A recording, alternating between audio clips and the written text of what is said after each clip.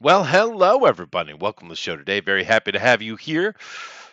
Hopefully, everybody had themselves a good weekend. Mine was slow and quiet, which is good because I don't get many of those. But nevertheless, we are going to be talking about various comic book movies, a lot about James Gunn. James Gunn's got opinions. Oh So, God, yeah, does he ever? yeah. Well, we're going to be on about that, and of course, a few other interesting things that are going on in the world today. Of course, I'm sure we'll get into what's going on in China, and of course, Syria.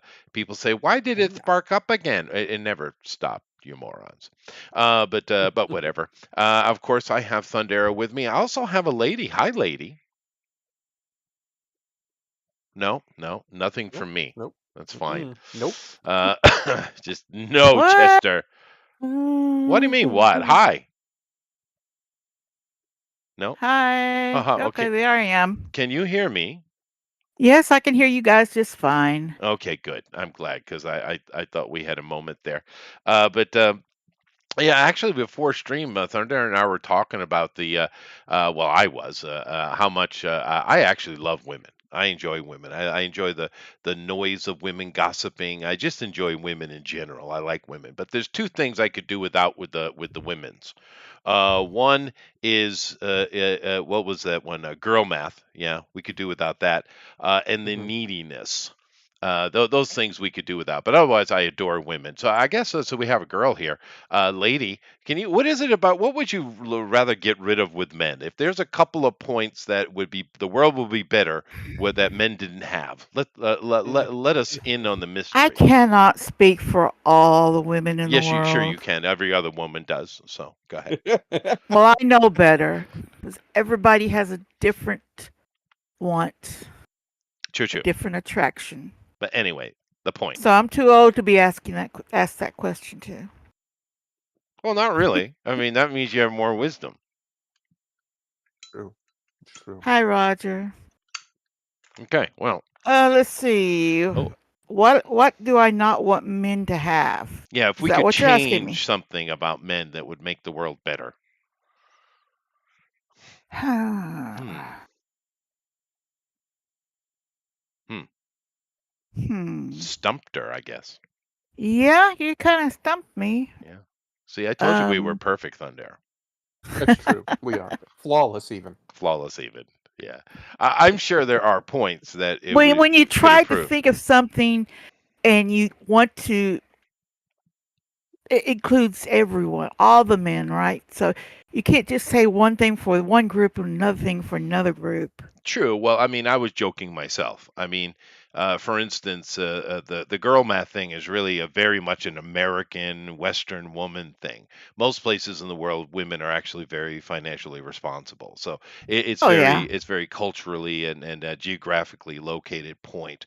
The The al- truth is, you know, Chester, if we're being completely fair, most women here are too. It's just the ones who are that's true. really, No, really no, bad are you're right. really, really Noisy. bad. It's the Yeah. noisy minority. Now you're right. You're right. Yes. You're right. Yep. I would guess if I was a woman, that just the men's general confidence, even though they have no right to be. Mm. Yeah, that So might be arrogance. something. Well, it's not arrogance. Arrogance is a different thing. Confidence. Guys will go into stuff not even Self-assuredness. thinking about it. Self-assuredness. Yeah, assuredness. Yeah, Yep. and maybe we should be a little bit more thoughtful because women are more think about are more cautious than men are, right? Mm-hmm. Mm-hmm. So that might be a thing. But then again, if you don't have that, then you don't have innovation. Then nobody So tries to get to Mars. yeah. So I don't know. It's good and bad. I imagine it's all that way. Simple point is, lady, we need to get along. We are True. in a True. symbiotic relationship. We are. We're stuck True. together. It's true. It is true. True. Now, But if the aliens come and they're hot ladies, well, yeah, listen, it's been a good run, human it women. has, It's lady. been a good run. It's a good run. Wait till the diseases start with them. That's Then right. then There you're in you really go. big trouble. There we go. She found the weakness in your theory and your plot. That's true. Nevertheless, Very true. we are going to be getting into a couple of things. We're also going to be talking about Henry Cavill today, Excellent. and yeah, excellent. And can he save Voltron? So we'll get into that. But first things first, of course, course, we want to do a little bit of a geopolitical roundhouse and corralling of what's going on in the world. Of course, I know you guys don't really pay attention what goes in China on in China much, which I don't really blame you, seeing as it's kind of inconsequential in many ways. If this was like 5, 10 years ago, when all the world's manufacturing was pretty much going on in China, these things would be more impactful. But seeing as all the companies had foresight, oddly that somehow they knew what was coming. Someone tell me how they knew this. Anyway, they've left China Hmm. and relocated to Southeast Asia, India, places like that. And of course, those cultures are booming. They are all democracies of some form or another, and things are going great for them. So awesome.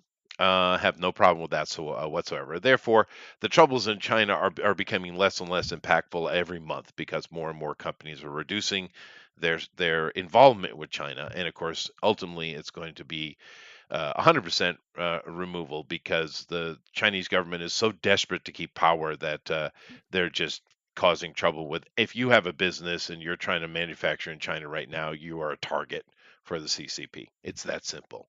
Um, Hmm. but just to give you guys an update on what's going on in China, riots in the street, arson has become the game of the day, I guess. And just explosions, random honor killing. Honor killing is something that you see in Asia more than other places in the world. With the Middle East and India, it has more to do with did your wife or girlfriend somehow embarrassing you in some way, therefore beat them to death. Logic. And in the Far East here in the Orient, it's more about I'm really frustrated with society, so I'm going to go kill a bunch of random people.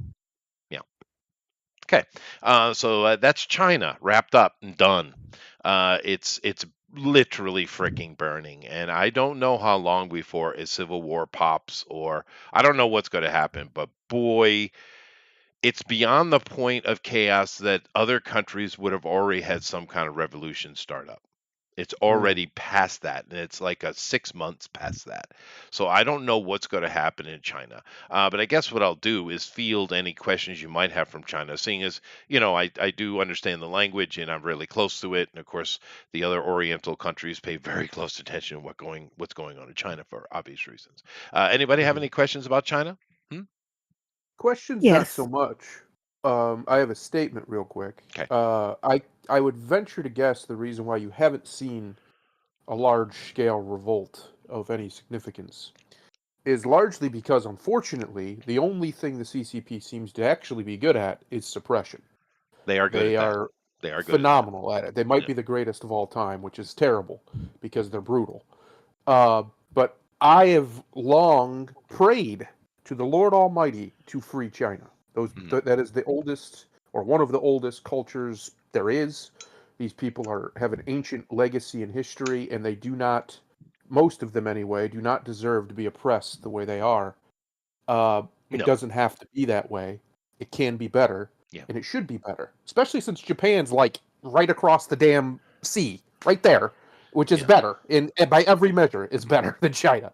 So it doesn't have to be this way, China and Chinese people. You don't have to live that way. You can have your empire back. You can have a nation. You can have a democracy. You can have anything. You don't have to have communism or whatever it actually is, what they call communism. You don't have to have the CCP ruling you. It doesn't have to be this way. Right. And hopefully you're correct and the CCP collapses under its own weight because that would be better for the whole of humanity. It would be. They would. They are big troublemakers, but they do have a lot of supporters. I guess my response to that would be one. The differences between Japan and China are kind of like the differences between Norway and China.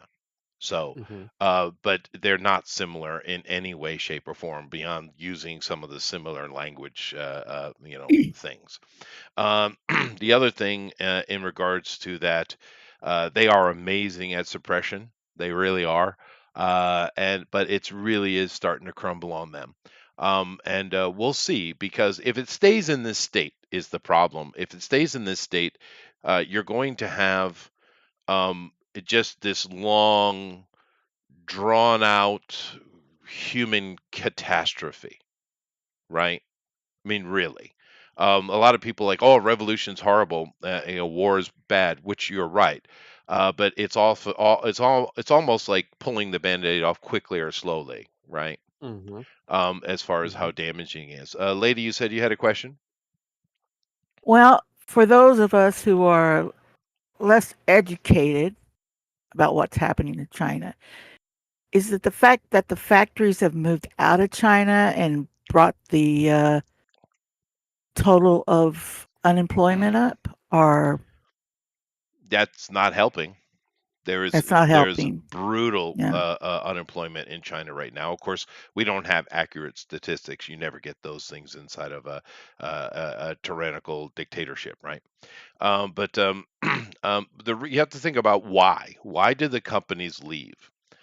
Because they were there originally. You got to keep in mind this has been trudging along since the 80s, and of course, NAFTA was yeah. like the final nail in that with Bill Clinton, right? But Hmm. the reason all these companies are there is because they could basically get wage prices, right? And therefore they could manufacture their stuff dirt cheap, of course, quality. Who gives a shit, right?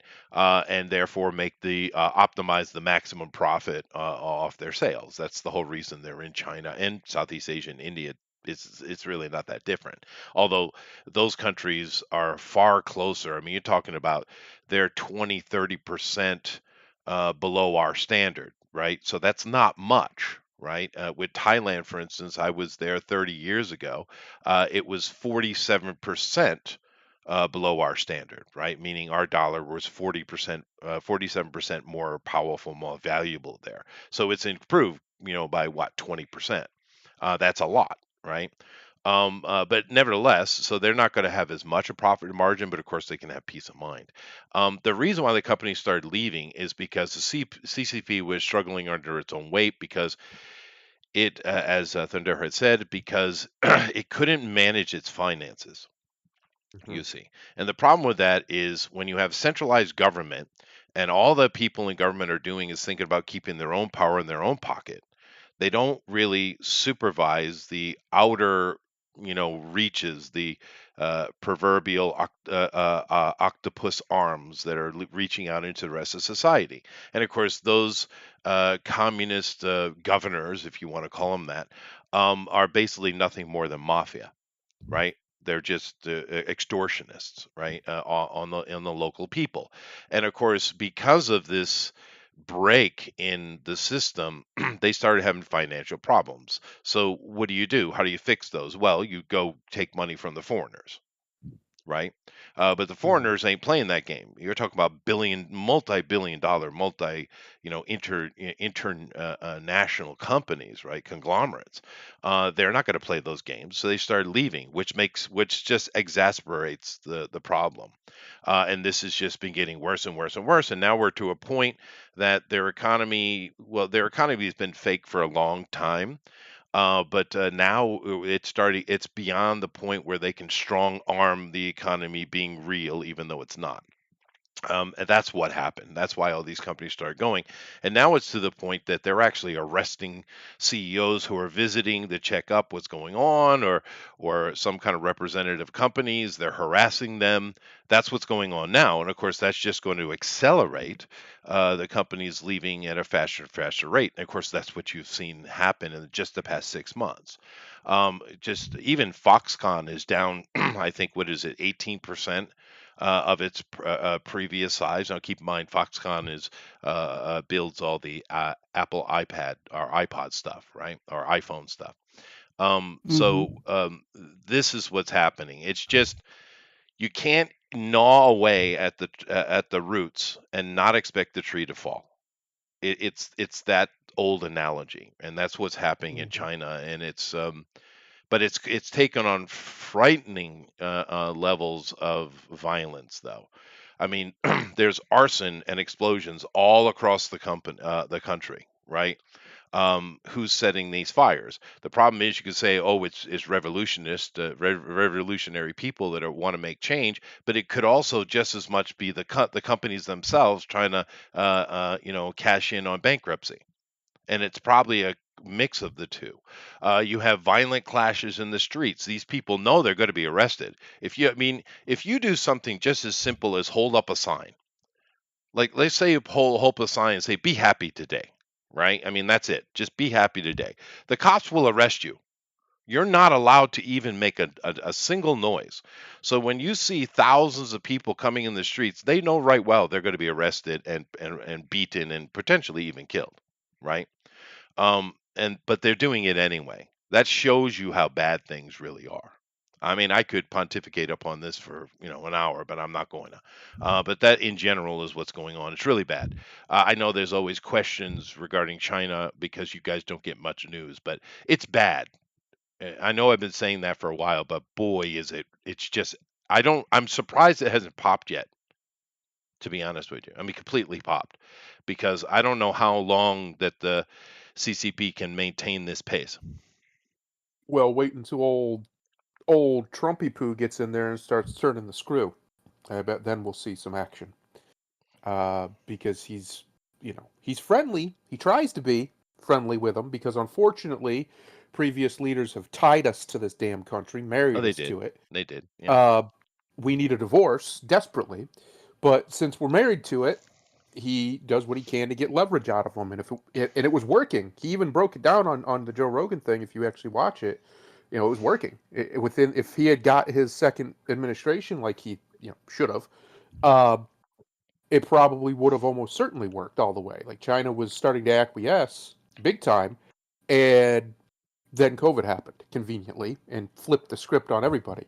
Yeah. Uh, That was Italy's fault, by and the way, just so you know. yeah, Italy did that. so Yeah. regardless of who's to blame, the reality was he was over a barrel, right? We needed China's manufacturing base to supply the world while the world was bleeding effectively, and it kind of gave them a leg up in the game he was playing. Mhm. And Biden has been nothing but a joke about everything. The Biden administration, it's probably the worst administration in the history of the world, if not definitely the No. country, if not the world. No, it's not. Uh, yeah, it's pretty bad. It is bad, Uh, but it's not the worst.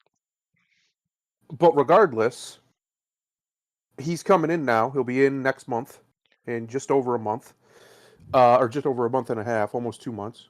And I do think he's going to start turning the screw on him. He's going to start digging it in because China needs reined in. And the only ones, if their people aren't going to rein in the CCP, which, like you said, is shocking they haven't still, okay, fine, someone's got to do it. We cannot live in a world where they're the most powerful country on earth ever again. At least not with the CCP in charge. It's just it'd be a disaster for the human race. A disaster for the human race. And the only ones who have the ability as of now to do something about it is America. And we're probably Well, your best option. willingness. Yeah, that's true. Yeah. We're probably your best option as far as, the betterment of humanity, for the greater health of the human race. Um, it's us or China. You pretty much have a dichotomy here. You have a choice. Mhm. Europe's broken. They're gone. They're done as a world power for a while, at least on the real big stage. Russia is militarily still pretty strong, and they obviously have nukes. But otherwise, they're not really the world power they were 20, 30 No, years ago. that's true. So it's pretty much just us, China, and India's thinking about maybe possibly stop shitting in the street and doing something. Uh, but for right now, it's just us and China.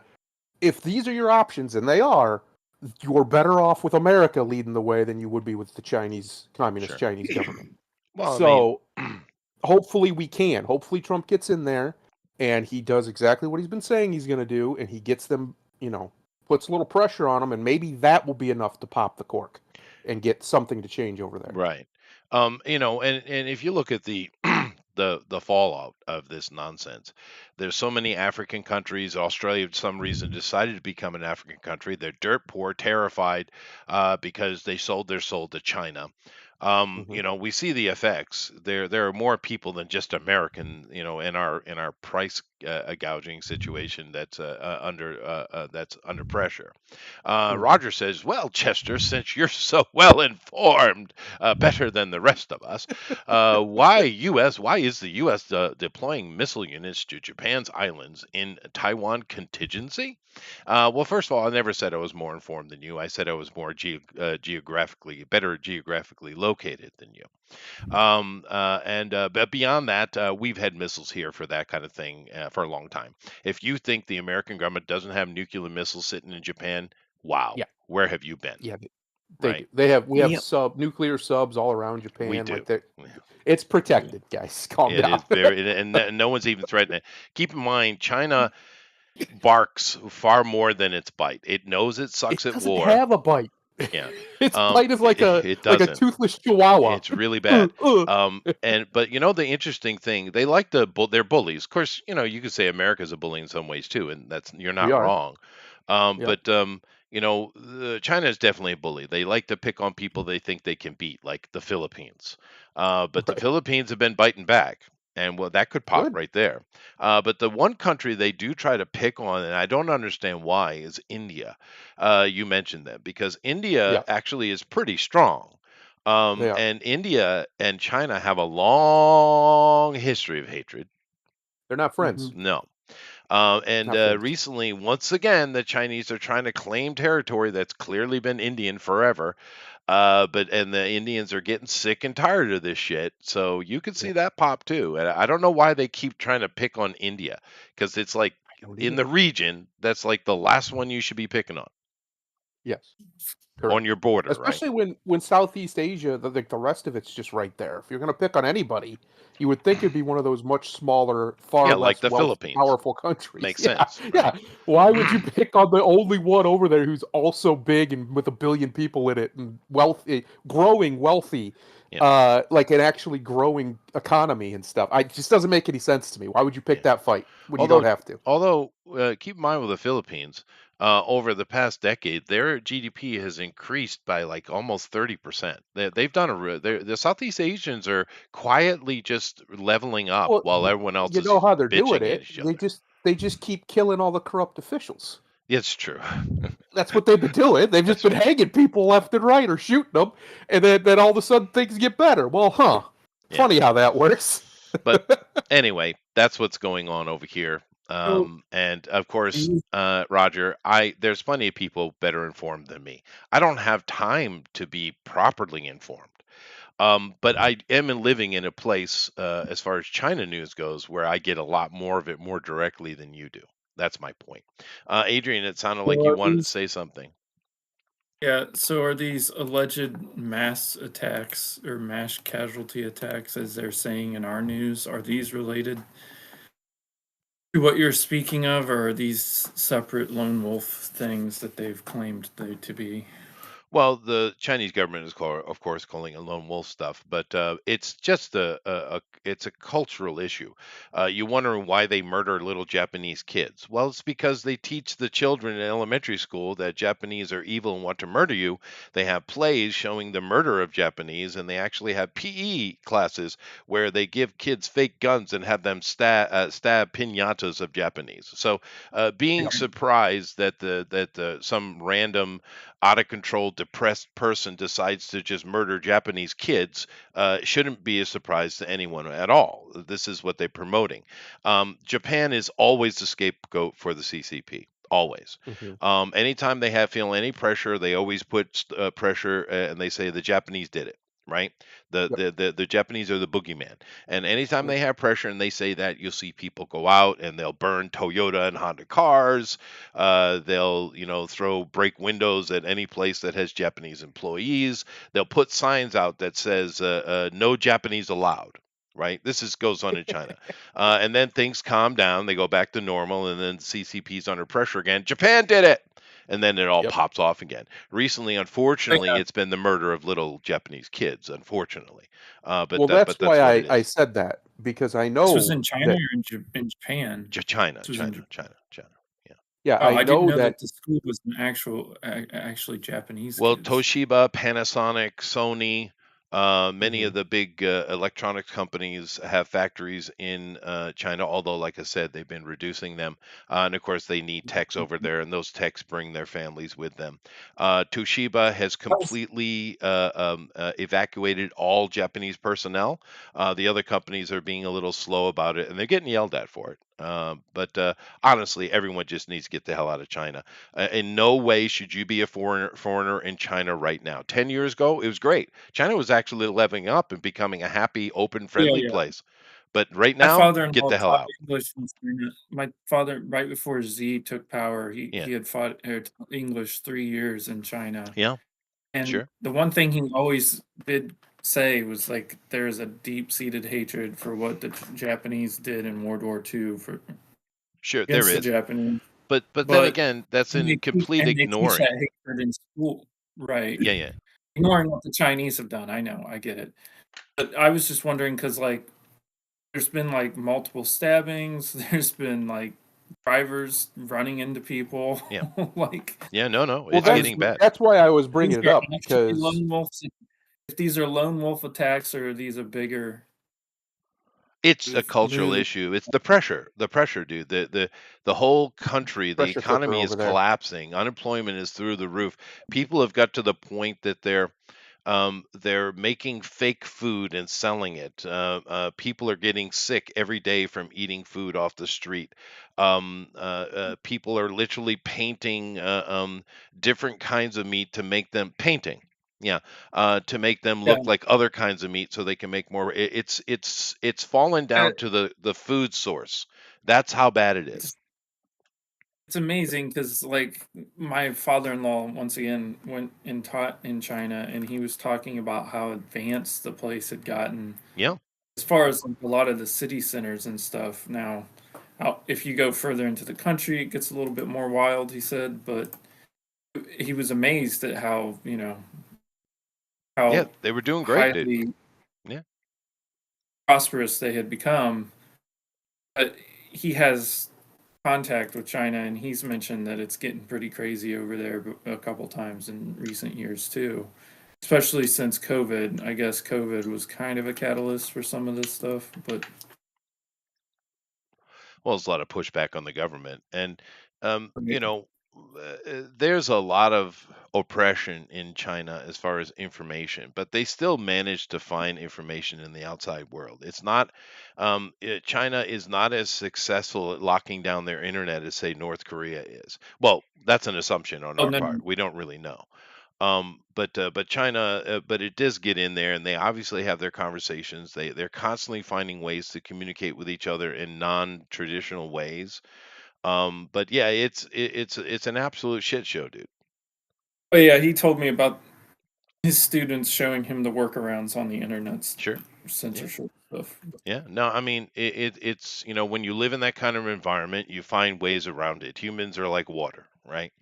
Yep. And I uh, imagine this has to do with their credit system being a massive failure too, well, as far as like the social credits and all that stuff. that was many of the things in China are actually experiments coming out of European companies, right? So the CCTV system that is everywhere in China and the social credit score, which is connected to it, was an attempt to see if we can do this in the West. That's what it is. Yeah, of Uh, course. let's test it there. And of course, it's so bad that if you say or do even the slightest little thing wrong, let's say, let me give an example of something that happened about a year ago, right? And this became a scandal, and it became so bad that the bosses in Beijing actually had to expose and throw one of their own under the bus because it got so bad. But there's this communist leader out in, I think it was in the Southwest or something like that, and he was basically a horn dog.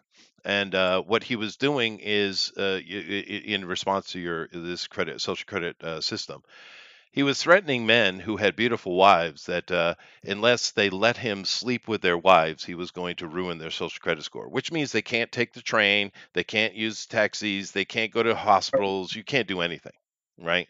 Right.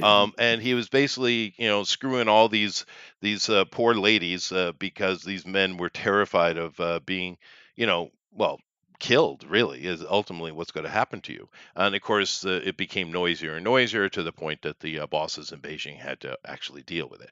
But this kind of thing happens in China all the time. Don't forget that in the past, now everything Mao Zedong did was ridiculously stupid. He was a very stupid man, right? And when Hmm. Thundera was talking about culture, yes, China has an amazing history, but the Maoists, the early communists, they destroyed everything. They burned every book they Yeah. could get. They destroyed every temple they could find. They destroyed everything. Keep in mind, this Great Yeah. Wall of China thing you keep seeing in all these Hollywood movies is not real. That is Yeah. rebuilt badly. Yeah. Yeah. Not even close Because they to real destroyed time. everything, right? Yeah, they just They destroyed everything, and right. and of course, do keep in mind it's the same country that went around and was sterilizing women because there were too many kids. They were forced sterilization of women all over the place. Of course, not in the cities, just in the countryside, right?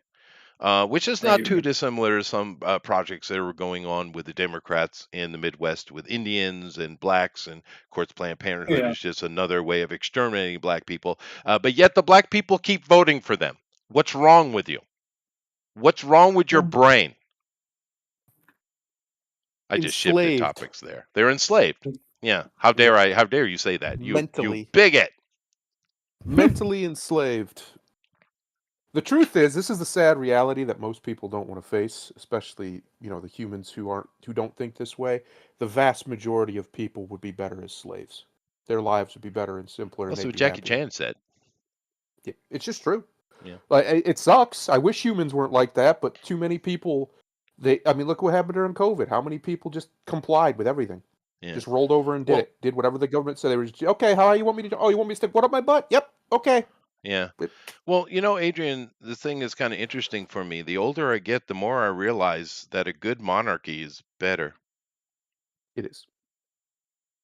Am I yeah. wrong? I mean, Am I just been Benevolent kicked out of dictator. America? Yeah, The best form that of government is a benevolent dictator. Will Yeah. always be. that's the point. You got to have whatever the And that's the benevolent. problem, isn't Yeah, it, yeah, lady? Yeah, that's the yeah. Yeah. problem. that would be correct. Yes. When you have a leader, the leader should be for his people. Yeah. Fortunately, a lot of problems is you'll have a benevolent dictator, and then the person that takes over afterwards will be just a bad dictator. Yeah, the Yeah. child or something like that. If we had a system where we had the old, Greek tyranny, now it only Hmm. has negative meanings, but it used to have, it was just a government philosophy Right. of, one leader, right? But if we had that, but then we had a set of laws that says that you must serve the people and the people Hmm. can reject you. Hmm. If we Hmm. had laws in place to deal with that, oh wait, we do. We did. I was gonna say, I mean, we Sorry. still have the Second Amendment, but people again, I bring this up. It's like people somehow it's amazing how quickly things can be memory hold. Yeah. Everywhere throughout this country, all over it, in every county or most counties, there's a building in almost all of these that are called armories.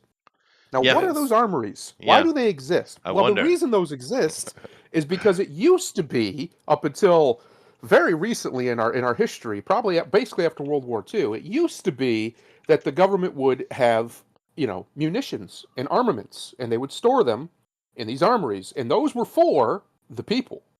The purpose of these armories was so that the militia, which is just everybody, had yes, access to munitions if they needed it.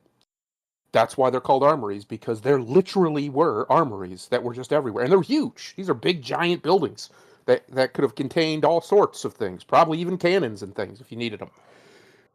The reason being, kind of like Switzerland, right? The reason being is because the Second Amendment, properly interpreted, is that the government is supposed to supply a well regulated militia. correct. Yeah, That is the point of it. Just like Switzerland. The reason why everybody owns a weapon in Switzerland that's an adult or they've been at least trained to is because they have to, and the government will literally give them a rifle if they don't have one and teach them how to use it because they want to free people who don't get Yep. messed with, and nobody messes with Switzerland Yep. for, well, there's many reasons, but that's one of them. Uh, It the has same more reason to do nobody's with ever. the Jew money. All right. That's what they're protecting.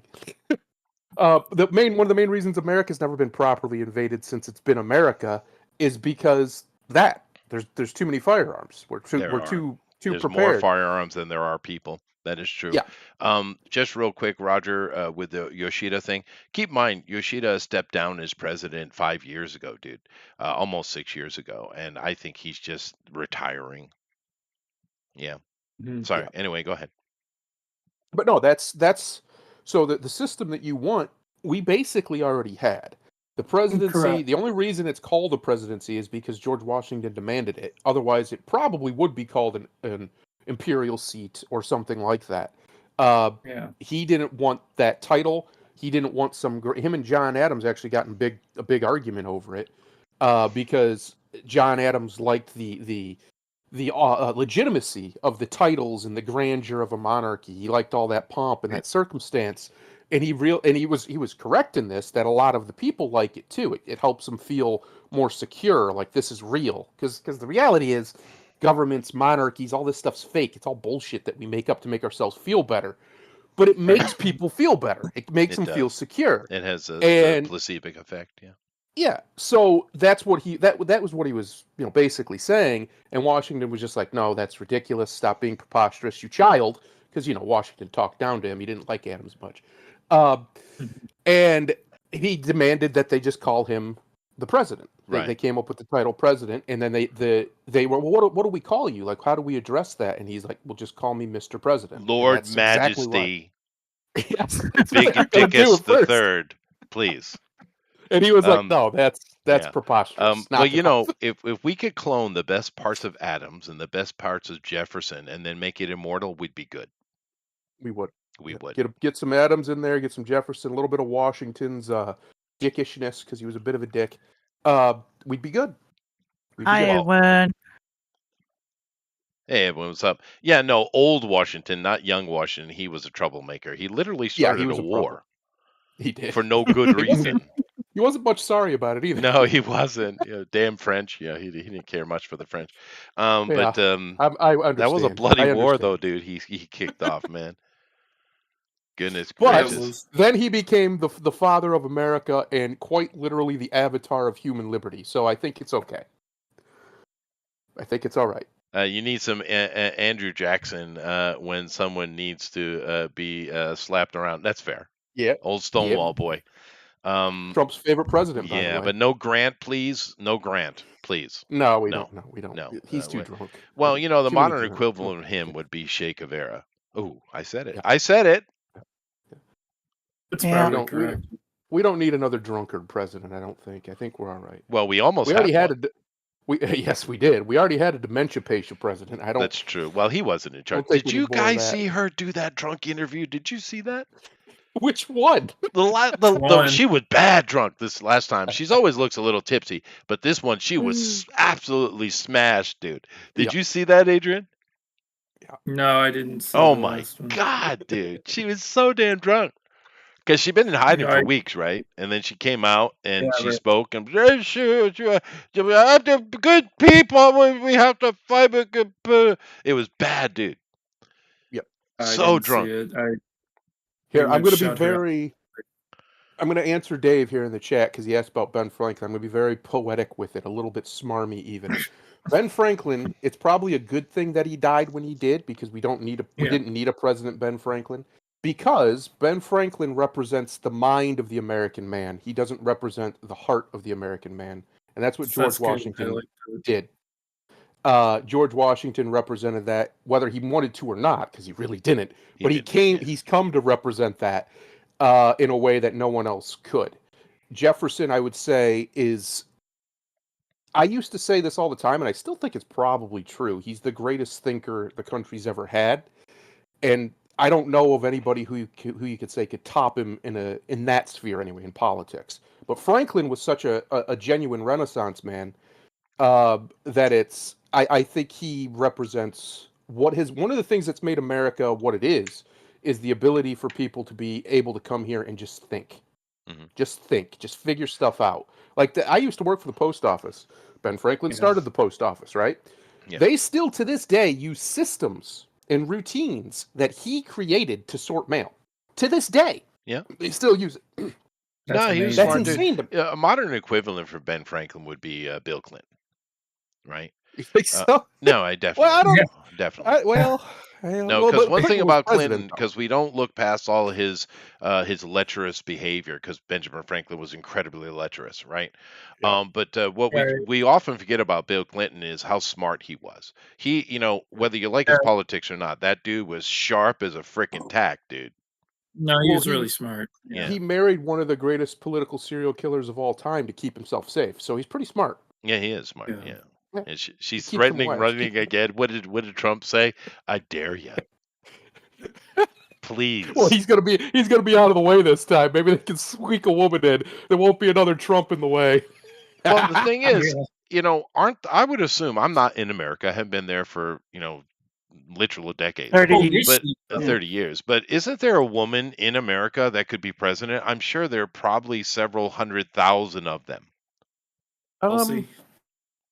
Yeah. The only problem is every one of them that we know of anyway that's been presented at that level. There's a man who's just better. Yeah, but there's And got to be a woman who could just knock the job out the park. I know there well, it is. depends on this next administration is either going to be a crucial turning point for the country back to what it should be, or it's going Mhm. to be the last gasp of America. In all honesty, this is it. This is our last chance to Yeah. right the ship. You're right. And the only person.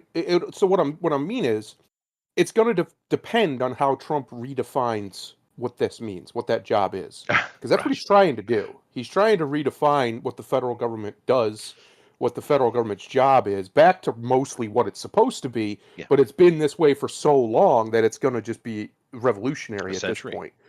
Yeah. Yeah. And So hopefully he succeeds, and then I can answer that question. As of now, no, I don't think there's any female at that level, at the federal right, level well, in that you government know of. or But around. my point is, Right. there must be. And it's always kind of surprising to me how well read Trump Well, is or informed, because Oh, he he's makes a so lot of smart. historical referencing to how He it does. used to be and how things have become. He's actually he's well informed. I don't know where he's getting his information, but he is accurate. The information he's gotten, whether I think himself he does a doing it lot of or reading and just doesn't talk about it I was gonna say, I because think he reads a lot. he just knows stuff from 100 years before he was born. Like, how do you know that? yeah. It's true what He he knows a knows, lot. but he definitely has read something somewhere because how does he know these things? So Well, it's I've like said the this for a Joe long Rogan. time. It's like the I've said Joe that. Rogan interview. Some of the stuff he was bringing up, he couldn't have had people like giving him that information to have on that interview. He was No, he bringing just knows stuff it. up. Yeah, It was knows just off the top had of to his be head. known. Yeah, that He was an knows America's open-ended history. interview, so he was just He knows knowledgeable America's about it. Yeah, history very, very well. he But does. I've said this for a long time. One of the reasons why you have so many Republicans or so-called Republicans who get very upset at Donald Trump and what he wants to do is because what Donald Trump's trying to do is return the Republican Party to a party to what resembles much closer to its origin than anything that it Yeah. has been for the last 70 years. The Right. Republican Party should be the low class, middle class workers' party. It used to Yes. be Should since be. for over 100 years. That's what it was. It wasn't until really after World War II, 50s era, probably Eisenhower, that it started to really switch up and become this corporate war party that just wants to kill things. Uh, this is a return. It's interesting that you mention it because Trump's talking about the 1800s and he's talking about what I want from a government that reins in the excesses of institutional power, all institutional power, not just government power, corporate power, religious power, whatever it is. Any institution over the individual is wrong in America. The individual citizen is supposed to have the power. It doesn't say we, the institutions, in the preamble. It says we, the people. The people are supposed to have the power. So if that's what Trump's goal is, and I think it is to and he said it repeatedly, to give our government back to us, that's a good thing. And that means, unfortunately, for these corporate Republicans, he's going to have to crush a lot of corporations' hearts, break their hearts a little bit, because they're just out of control. The government's out of control. Their corporate masters are out of control, and it's time for a reckoning. So when I say that I really think this is the last chance, and I really think that Trump is trying to, whether he's doing it intentionally or not, I think it is intentionally, return the Republican Party back to what it used to be, an anti-corporate, anti-institutional, anti-slavery at the time, but still kind of today, party, that's a good thing. We want that. Mhm. The reason why we have the Federal Reserve is because the Republican Party was so good at busting up huge corporations. And that was their revenge. They literally got together on an island and plotted their revenge so they couldn't be busted up They again. did, And that's literally why the on Federal an Reserve. island, Jekyll Island, if that's not Yes. ominous enough. Yeah. Yes. Because Teddy Roosevelt and the Republicans of his day were so good at busting their balls, we can't have this anymore. Yeah. Because remember, Now- Rockefeller's famous quote is "Competition is a sin." He didn't like to have to compete. He Yeah. wanted to dominate. Yeah, it's true. I am curious though, because when I was a kid in school, we not only did we have to read the Constitution and stuff like that, but we had to memorize and be able to. We were tested on the preamble itself. Are they still requiring children to study that? No, I highly doubt it. Oh, I doubt that. Yeah, I don't even remember reading the whole Constitution. I didn't in school. I That didn't read happen. the whole Constitution until I chose to read the whole Constitution. Yeah, We might no, have we done didn't the read Bill of the whole Rights. thing either. The Bill of Rights and the preamble were the thing that they Yep. focused on. Yeah, that's true. Roughly went over the Bill of Rights, but I don't know if they're doing that kind of stuff in Well, in the system now. how about- like when I went to school, they had tapered down on a lot of that. Like we had government class and stuff, so it would cover into that, but not Civics, everybody yeah. had government class. Yeah. Well, civics. I mean, they're not teaching civics anymore.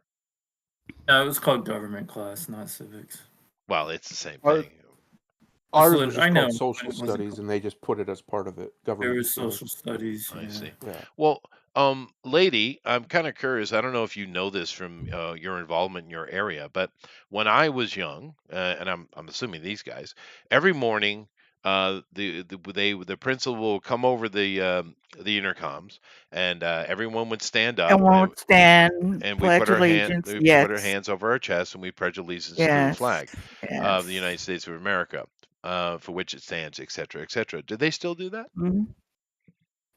Honey, I'm just as old as you are. Yeah, but And I you're got no there. kids, so You have nieces I'm not and inside the nephews. school. You're not? Okay. Anybody else here know None this? of them are in school.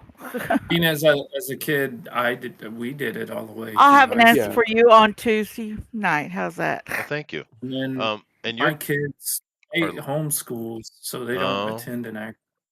yeah. But even the homeschool They still do it It's before through- football games, at least here in Texas. Oh, it's good.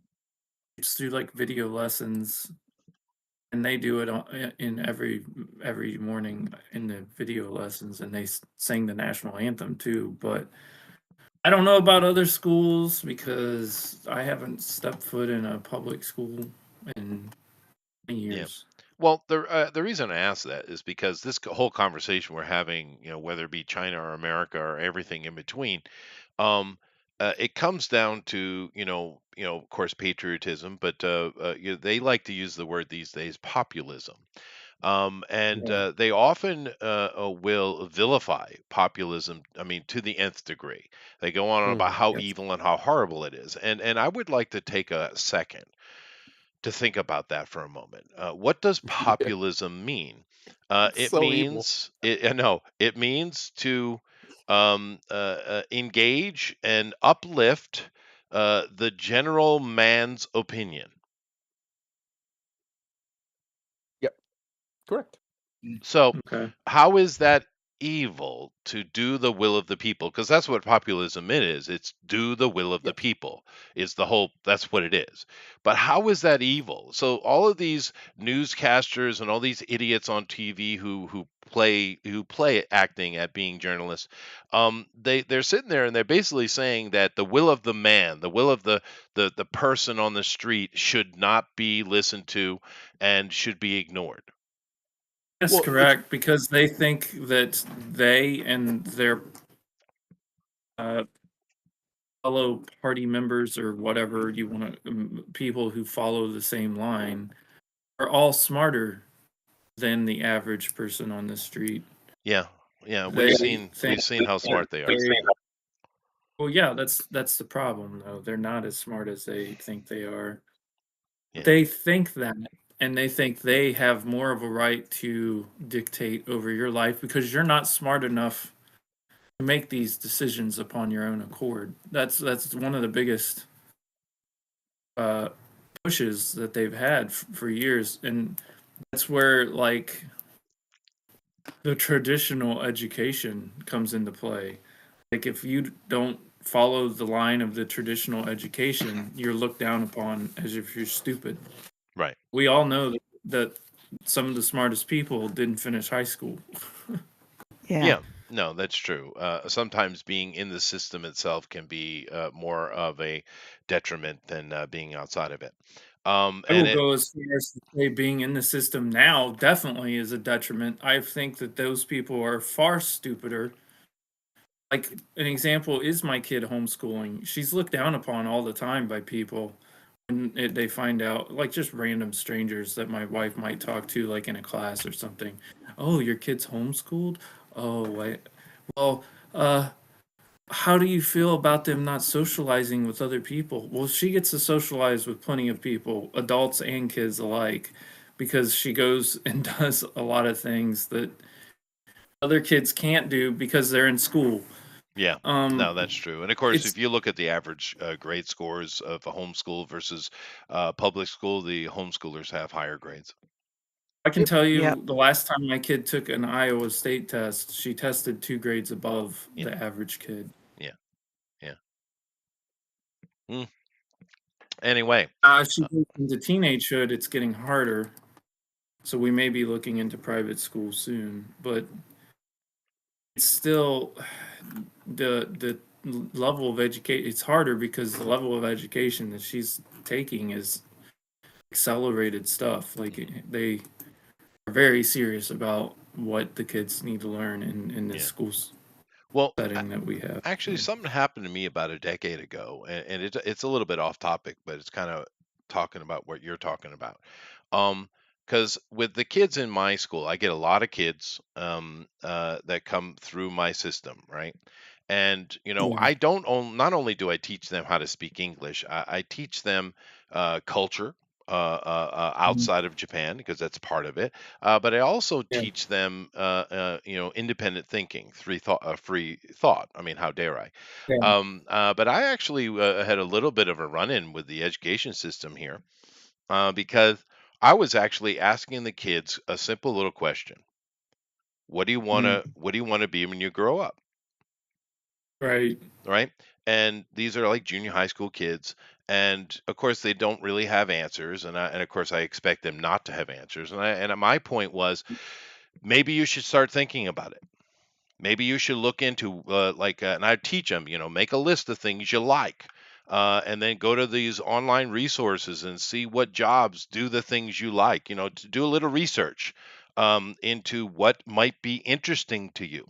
And of Yeah. course, the reason why the educators were upset with me was because here in Japan, what they do is fill holes. Now, to be fair, Right. they have a cradle to grave system here in Japan. It works really well. It really does. I mean, you go to Yeah. high school, they put you into university, you get out of university, you have a job waiting for you. You do that job your whole life, you die, right? So, I Right. mean, and it works. It really works well, right? I'm not going to knock it because it's very functional. But what they do in school is the colleges will send criteria to the teachers saying, well, we need this many new air conditioning HVAC techs, or we need this or that, right? We This is what we need. And what the teachers will do will pressure the kids into going into that study. They'll kind of like delineate their life path for them. Sure. And Yeah. it's hard for me to argue against it because I wasn't doing it intentionally, right? It's hard for me to argue against it because it works so well here. But Yeah. me telling the kids to, think about what you want to do was absolutely messing with the system. Sure. And Yeah. and if I had like a little teeny school that had 2 or 3 kids, I guess it wouldn't have mattered. But I have the largest school in the area, Uh-huh. so I have hundreds of children come through my system, right? And I Yeah. usually get them around kindergarten all the way up until they graduate and go to university. So the education system actually had a sit down with me. Uh-oh. Yeah. Interesting. Were Yeah. you nervous? No, I was an asshole. Yeah. Oh, That's okay. usually what works. Yeah. It sounds about right. Yeah. Yeah. It's called matched aggression. You see, they come at you, you come at them. Whoever backs down first loses. That's No, it. Doesn't matter if you're right or wrong. yeah, Matched no. Whoever aggression. blinks first. No, to be all, I did understand what they were saying. I didn't stop doing what I'm doing. But I understood their point. Maybe they understood mine, but He's I being don't know. diplomatic. I know what he Yeah, did. yeah, that's fine. Yeah. I know that tactic. Yeah, but yeah, no, it's but I get their point though. I do understand what they do, and it does work. I just as an example, because you said when it gets in the high school, it becomes a little more difficult because now you have to start thinking about what the kid might want to do for their life, and now you need very specialized training. Yeah. And most of the places on Earth, and of course us in the old days, what we used to do is give some basic, childhood education, mathematics, things like that, language. And then when the kids get into around the junior high school age, they were apprenticed to something, usually a family Yeah. business or a family, profession. And then they go into that and they start learning and doing that. Once again, it's not like the kids had a lot of choice in the matter, but that's how most of the world works. In our modern day, where you're on your own, baby, I don't know. Does it work? How's America No. functioning in that regard? Shitty. That's Yeah. how. Well, because I Yeah. understand there's not enough electricians, there's not enough carpenters. No. Yeah. No, And of there's not. course, therefore, they're able to charge outrageous prices and therefore Yep. increasing the cost of everything, right? Well, what'll end up happening, and like, it's already goes back. correcting. The younger generation is entering those trades a lot more because the money Yeah. that's where the money is. So you're Well, already that starting and to I see think that they've correct. grown up and seen where people that they know, maybe like an older brother or older sister, went and spent upteen thousands of dollars in college education, and they're working at a McDonald's. Yeah. Yep. Yeah. Yep.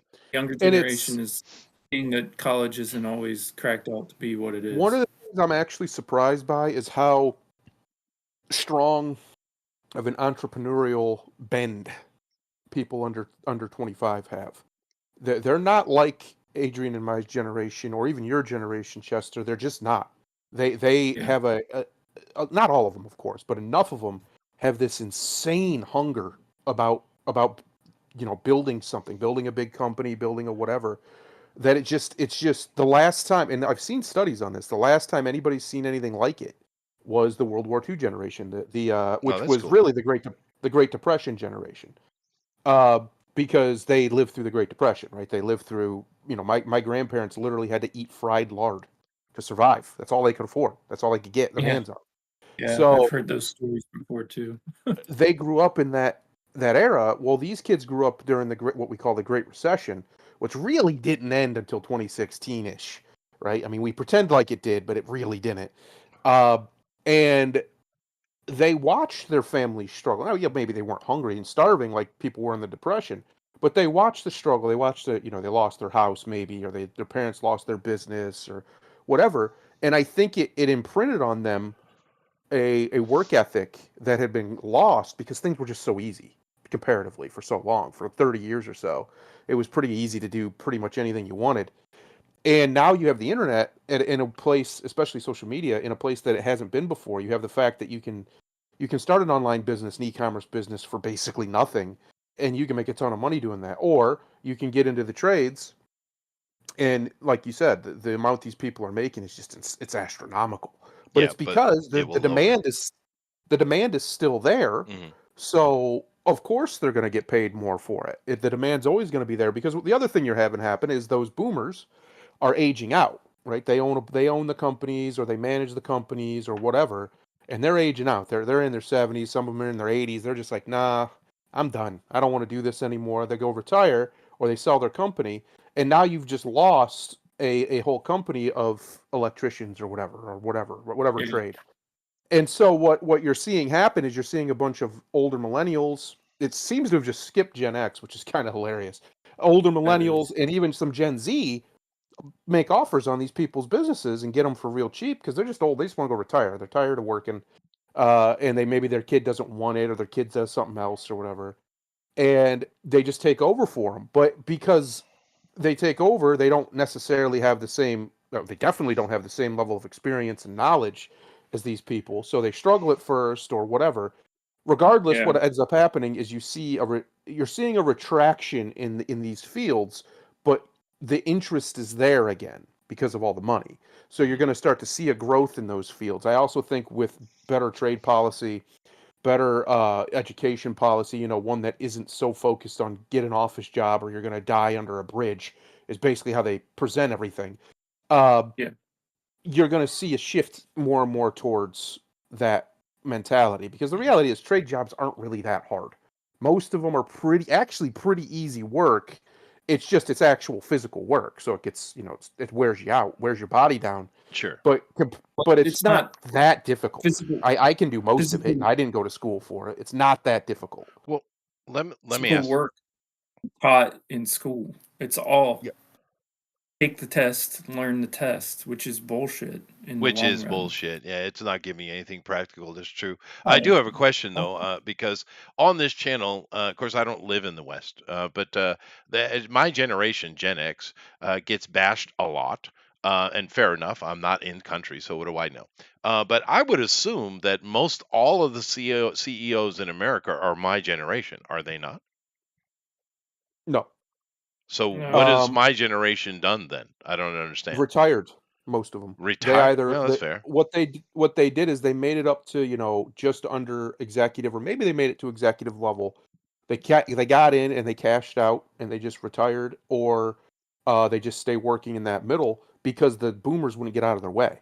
They wouldn't Hmm. retire, they wouldn't move, so there just wasn't Yeah. wasn't anywhere to go. Oh, They That topped definitely out, that was a and so major they problem. just said screw it. Why keep why keep pushing if I'm these old bastards aren't going to move? Why keep pushing? And eventually they either just retired or they just backed off. Now, hmm. they're probably mostly around your age, or they're older millennials, like me and Adrian, but they're Yeah. real close to the bottom end of it. You know what I mean? Like they're not the older ones, if you catch my meaning. Right. And it's just because the older ones are aging out finally. They're getting out of the way. Hmm. Like, for instance, a great example of this, if he was just forced out, but Vince McMahon was still running the WWE, right, for years in his 70s, he should have long since been on a beach somewhere just enjoying the rest of his life, but he refused to. He refused to step Well, down. that's ego. Well, that's what it all is. It's Yeah. all ego. So what you're telling me is I'm not indicative of my generation. No. No, I would say not. No. Huh. No. I Millennials thought and I was Gen quite normal. Gen X is no, you're definitely not normal. Gen X is is almost not really a forgotten generation like the silent generation, but they're close. And it mostly isn't their fault. They just entered a world that was massively changing. Millennials, we are a lazy breed of a generation. Yeah, definitely. A lot of that isn't our fault either, because we entered a world that was just so easy. When we were growing up, we grew up in a time that was just a plenty, right? It was extremely wealthy in America, especially. And so it wasn't the same mindset, wasn't drilled into us. Plus, a lot of us had parents that were either boomers, actual boomers, Yeah. or older Gen X, which were raised by boomers or Yeah. raised by people before them. So we were instilled with a lot of us were instilled with a deep seated hatred for working, right? A Oh, deep I seated see. hatred for working. Well, Ma, I was raised by the kind of the World War I generation. Yeah, exactly. Different generation. Yeah. Let me. The mindset in schools was always work smarter, not harder. And Mike Rose covered this quite a few times, and he was saying how that's the wrong mindset. It should be work smarter and harder. I would say it should be work better. And what I Well, mean that's by what that smarter is, is better. well, it's not though. Smarter just means you're trying to find ways to get out of the work, right? Better is you're working hard, you're working smart, but you're not doing it too much. Because one of the things, like even Chester lives in Japan, they have a big problem over there where people will literally work themselves to death. Yeah. That's not good. So there has to be a cap. You have to have a cap on it where you understand the difference. So when I say work better, I mean literally do both of them, but know that you have a limit, right? Yeah. Know when you're giving too much of yourself to this, because most likely you have a family or people who care about you who'd like to see you Right. sometimes, right? Just go hang out with them. Go have fun. It's okay to have fun. It's part of this is another thing that a lot of people forget. One of the most important aspects of training or working or anything is resting. Resting. You have to rest. You're not infinite. You don't have infinite energy. Your body cannot do infinite things. You need to rest. Blasphemy. I think that also has a little bit to do with our generation being a bit lazier because I don't know how it was for like everybody's, but my dad was always working all the time. Sure. My friends' dads were always working all the time. And they're like, I can tell you numerous things that my dad missed in my life because of it. Um, and I think that turned off a lot of our generation from working like that because we Yep. were Yeah, like, no, maybe. I'm going to make time for my family. Well, Whereas as I've gotten older, he's correct. It is more of a trying to figure out that balance. And it's hard because your jobs are demanding of your time that much more. You literally have to tell them at times, no, I'm not doing that. I'm going yes, home to my family. I do correct. that all the time. Yep. Yeah, but that's not the mindset that you're supposed to have in American society. I can definitely tell you. Oh, well, I've never been shy about saying no.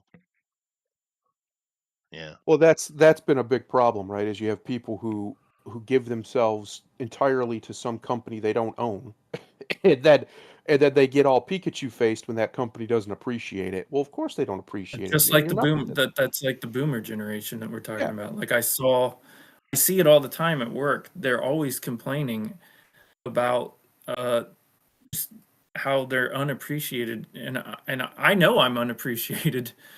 yeah, I just let it roll off of me because I'm like, whatever, I don't care. This is not my home. correct. This is a place that I make money and Yeah. try to provide for my family. I did This not is come not here my to be family. appreciated. I came here to make money. Right. But the companies, they have that whole there's that whole teaching of you got to make the worker feel like the family. Yeah, This screw is a all that. family. That's propaganda by the It is. companies. And it's taught from large companies down to the small companies because my company just turned into like the company I work for just turned into a corporation and it's two stores. It's not even like a real big place. It's just Hmm. but now it's corporate because they bought it out from the guy that owned it because he didn't have family that would take over it and so forth. And now it's employee owned, which is a good thing somewhat, but it's how much of it's owned by employees, I don't know. We're still trying to figure all that out because there's a board somewhere making decisions too. So there's been changes that have been made in recent years. A lot of boomers don't like, and a lot of the younger people are just like, I don't fucking care. Like, I'm probably never going to see this money anyways. Like, like Yep. We talk about I don't own this Social company. Security. No, it's like a ESOP program. Oh, okay. Like pension. Um, yeah, somewhat. The more you put in, the more you're supposed to get back when it comes down to when you leave the company or if you retire from the company. Yeah. Um, there's stipulations to all that though. Well, And it's like it also matters on how successful the company is. So it's incentive for you to make you as a worker, a smaller time worker, try to make the company more successful, at least on surface. But how much am I going to make a company successful in reality? Uh, Not as much as the people running the place should be. that's interesting. I've seen a lot of what you're talking about. Me, I haven't worked for anyone for 20 years, and I'll never work for anyone again. I Hmm. refuse. But the way I keep my employees happy, it's going to shock you. I know it's so groundbreaking and inspirational. I pay them well. Yeah, Yep. Right. Yeah, that helps, I think. yeah, It definitely brings more incentive. Hey, yeah, yeah. it's Yep. Um, not what's taught. yeah, I don't care Literally, No. about like family and shit. I do get along with them. They're all nice ladies. And of course, we do live in a smaller community, so I mean, there is some of that the familia type feeling, I suppose, but Oh, yeah, that's not sure. the intention. So I get along with, like, people I work with quite a bit too, but, if it comes down to, like, saving my family or the person I'm working with, my family's gonna be in first place. Yeah. Like, they're not real family. yeah, and more It's a than f it's likely, well, go ahead. Sorry. that's just it's a way to make people feel like they're a part of the group, making decisions and moving this company along and so forth, but it's not reality. You small person on the totem pole are not really affecting anything in the long run. That's always true, Roger. That's always true. There's always the system itself is a boss. You're right. Um, I honestly That's think what we're seeing and what we're seeing with these corporations is a slow realignment away from the last 50 years or so of this HR parent mommy weird parasocial situation where they hope treat you so. like you're their child, and Mhm. back to where they treat you like you're a person and an adult who's willingly here to work for them under a either a spoken contract or an actual written contract. This is an exchange of goods and services. This is not a family. This is not some weird deep emotional connection or whatever nonsense these people try to say. You owe them nothing other than what you've agreed to owe them, and they sure. owe you nothing other than what they've agreed to owe you. It is an Right. exchange. And one of the things, it's interesting, there's I think it's McClintock, I think, yeah, I'm pretty sure, the old John Wayne movie, where he hires Oh, somebody yeah. and the guy thanks him for the job, and he says, "Why are you thanking me? This is an exchange. This is an exchange. I'm going to give you this amount of money. You're going to give me your whatever it was, time or labor or whatever. This isn't. I'm not giving you anything. This isn't a gift. You don't owe me thanks."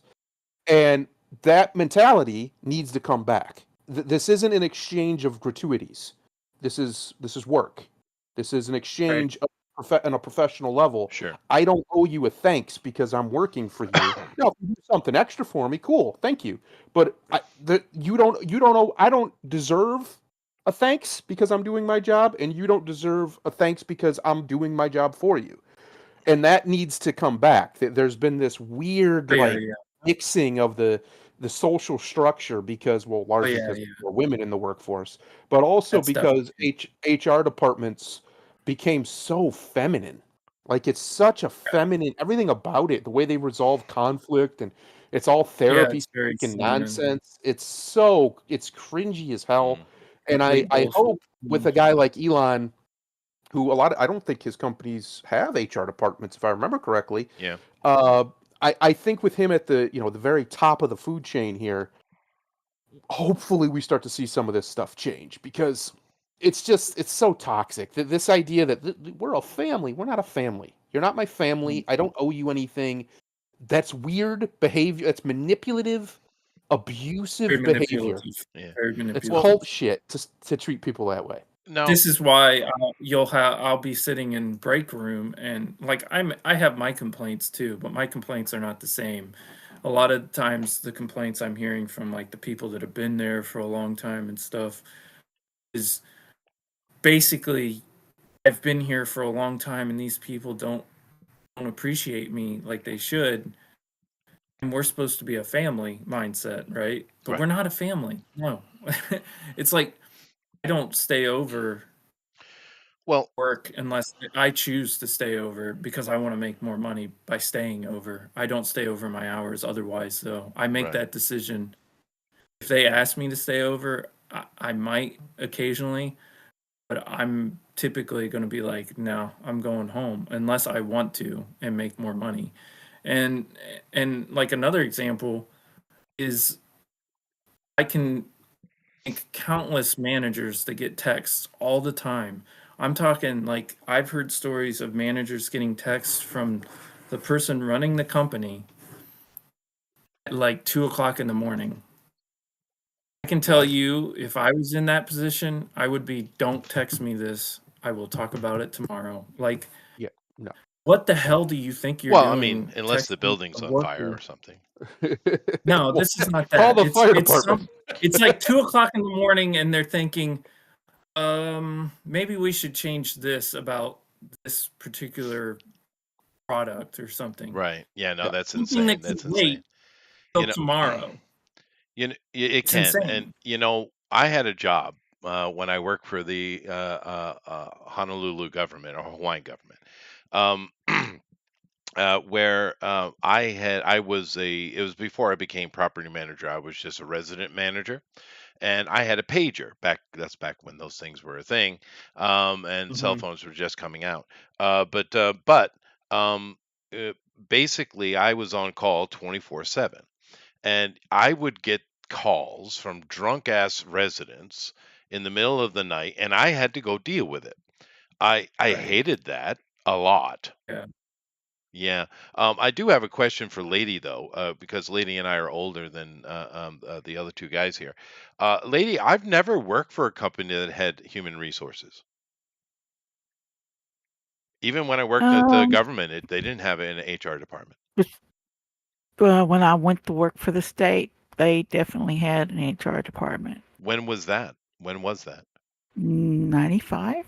Wow. See, I've never experienced HR in my entire life. I hear about it, I understand what it is, and I know it's become quite toxic, but I've never ever been Well, it's exposed to also it. become quite prevalent. Not all companies would have Yep. HR departments Yeah, back in the day. It's just almost like required on the companies now. 401, which is money you earn gets put away for when you get ready to retire and everything. So that's But HR, you get, the accounting department? no, but they're the ones Oh, that tell you about it and help you with Right. your insurance. Oh, And really? if there yeah, is yeah. a problem, like a supervisor was not being proper with an officer, HR department would cover that until the warden gets involved. So they gather Yeah. all the So information. therefore, when I was working, because this is, similar time that you're talking about, 95. So Honolulu probably did have an HR department. I just never interacted or heard of it. Yeah. Right. Huh. Yeah. Okay. Because I I've mean, never my only experienced it before. experience with HR departments when I've had a complaint, because they're technically supposed to be there to complain against uh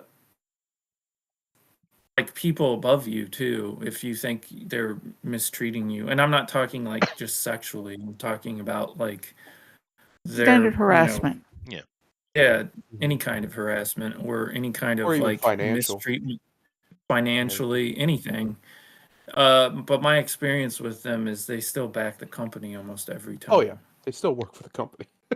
Yeah. Of course. That makes Absolutely, they sense, do. right? Yeah, But yeah, but no, that's They're the really what mediator. they're for. They're the mediator between you and the company nowadays, is what they That's are. really what they're for, though. isn't that Like, they're there to protect the company and give them plausible deniability. So the Exactly. managers and the management staff or the executives, if it's a big enough company, don't have any dirt on their hands. That's all it is. Exactly. That's all it's ever been. And the excised power that it's received is just because the people at the top have given them this power as a bulwark against the people at the bottom and in the middle. They do not want to deal with their own employees. It's gross behavior. It really is. But we It's all very just gross. accept it because it's so ubiquitous and because the law protects it, this behavior. But it really shouldn't exist. There's no excuse for the executive of any company to not be held accountable by their employees for their behavior. There's none. Right. But that's what HR effectively does. It yeah. stands as a That bulwark is, between them. that's, Hmm. yeah, it's like, Like if Chester was really way out of line, I know, shocking, maybe Uh-huh. one day, really way out of line, and his employees couldn't call him out on it, that's not good for anybody. Not him, not them, not the people that they correct. serve. It's not good for anybody. It's not And good for any business either. Oh, Like yeah, you it's don't know not who good. Chester's boss is? well, his wife. Of course. They'll go to his wife. Yeah, but I've never in my life disrespected or harmed an employee ever. You shouldn't. Company's My not going to finish them eventually in the long run with Yeah, that kind of well, my job is to person. protect them, right? That's my job. That's right. Yep. Right. It's part of my job to make sure that they are comfortable and functioning at the highest percentage that they can. One of the It's not, things I've noticed when it yeah, comes to like HR departments and these sorts of, there's other like legal and other, depending how big the company is, of course, is Right. usually if it's ran by a father a normal father, not some weird, effeminate lib cuck father, but an actual father, a man, it's fine. It's not a big deal. They handle things the way they need to be Sure. handled, and there's not a lot of drama. It's when you start to get these weird women who are just, weird, either super liberal or just, never even been with a man, or if they have, it was a very weird situation. Just weird females who aren't normal adjusted people. Uh, that's when it starts to get become a problem, because they literally turn this into a surrogate family for themselves emotionally, and they behave that way. And that's what Yeah. a lot of these departments have attracted. They've attracted females like that, and they end up in Mhm. charge, or they end up, or there'll be a man in charge, but he's a lib cuck. He's not a man at all. Right. Uh, and they behave the same way. It's very, if you ever seen The Office with Michael Scott, his joking about how this is his family and he loves these people like his family, that's supposed to be a joke, but a lot of these HR departments behave Right. exactly like that. Well, Exactly Yeah. like I that. mean, with my current business, there's only been two moments of stress in the past, 20 years. Hmm. One of which was, there was a child who was biting and spitting in class, and the ladies didn't know how to deal with it. I dealt with it by kicking them out of the school. It was very Yes. easy solution, really. Yeah. Right. So I don't know what they were stressing about. But the other one was when my old secretary left for on paternity leave, which great, married, she got married, got pregnant, having a baby. That's Excellent. awesome, right? Japan And needs that. Yeah. I brought in the new temp girl, and now it looks like it's going to be permanent because she's not going to come back, or her husband make good money anyway. But Hmm. that's the only two stressful things I've ever had happen, and they really weren't stressful. Yeah. So One of the things that is very true about, apparently I'm going to talk about The Office again, is they have an episode later in the series where they don't have a manager for a little while. They just simply don't. No one's in charge, and everything's just Yeah. kind of fine because the people just show up and do their jobs, and right. that's Yeah. that. I thought Steve Um, Carell was the boss. well, he There's well, a this is after he left. He leaves yeah. in the seventh season. He left the show, and they basically just didn't have a boss for a little bit, and everything was fine because everybody just came and did their job. Uh, that's really what you should have, and in most cases, that's what you do have. Sure. The reason why employees often think that a manager does nothing is because the reality is, if they're doing their job well, they don't have to do much. The jobs Yep. just Yeah. everything else gets done. Their job is to make sure everybody else does their job, typically. And if everybody's doing their job, then their job is pretty easy. Um, but there's that extra stress, which Chester was just talking about, where things start to go awry. That's their job to fix, and Yeah, that yeah. is why they're paid what they're paid and why they have more responsibility. Hmm. Uh, but if you're doing your job in management, and I've done it, I've been a manager in companies that I ran. Uh, you don't have to do a lot. You No. do get to sit around and kind of do nothing because everything's working. So your job's done, Yeah. and all you have to do is just observe and make sure things keep working. Oh, yeah. No. Uh, A good example of that actually is when I brought in the new girl because she does help me a couple days a week as my secretary. I mean, I know I mhm, joke about it, but in truth, she only helps me a couple days a week, right? Banking and mhm, stuff like that. Yeah. The rest of the time, she actually is learning and has learned now to be a teacher. She makes so she can get full time pay, right? right.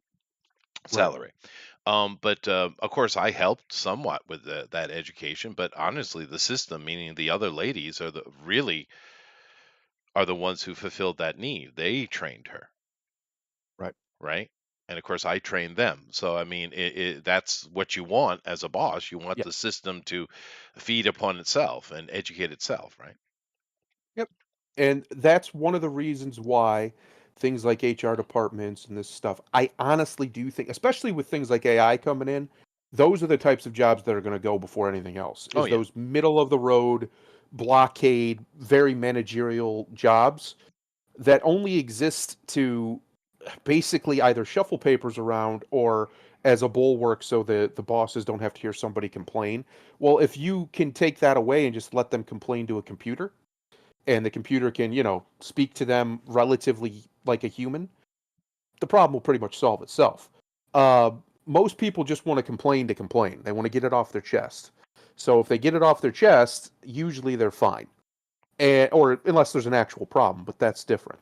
Uh, and I do think that you're going to see a lot of, as the AIs get better and better and better, you're going to see a lot of those type of jobs just simply go away, Yeah, and the I think computers so. will just handle it. Um, And that's a good thing. That'll be a good thing because as long as the AI isn't programmed to behave like a crazy woman or a crazy man, a crazy person in general, it'll probably be for the best.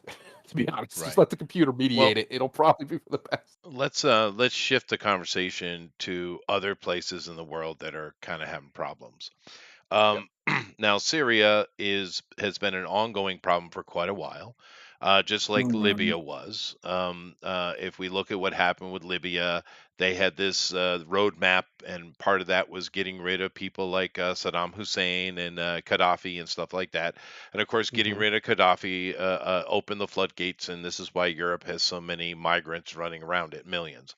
Right. But of course, when they killed Gaddafi, we had the whole Benghazi thing happen, and Hillary Clinton never even she went to bed.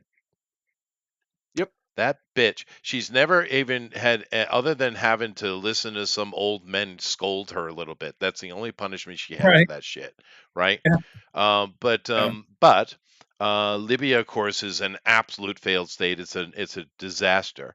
Of course, Assad in Syria was also on that list. He's been demonized to the nth degree. Now, is he a great, awesome, superhuman man like Moody in India? Nope, he ain't.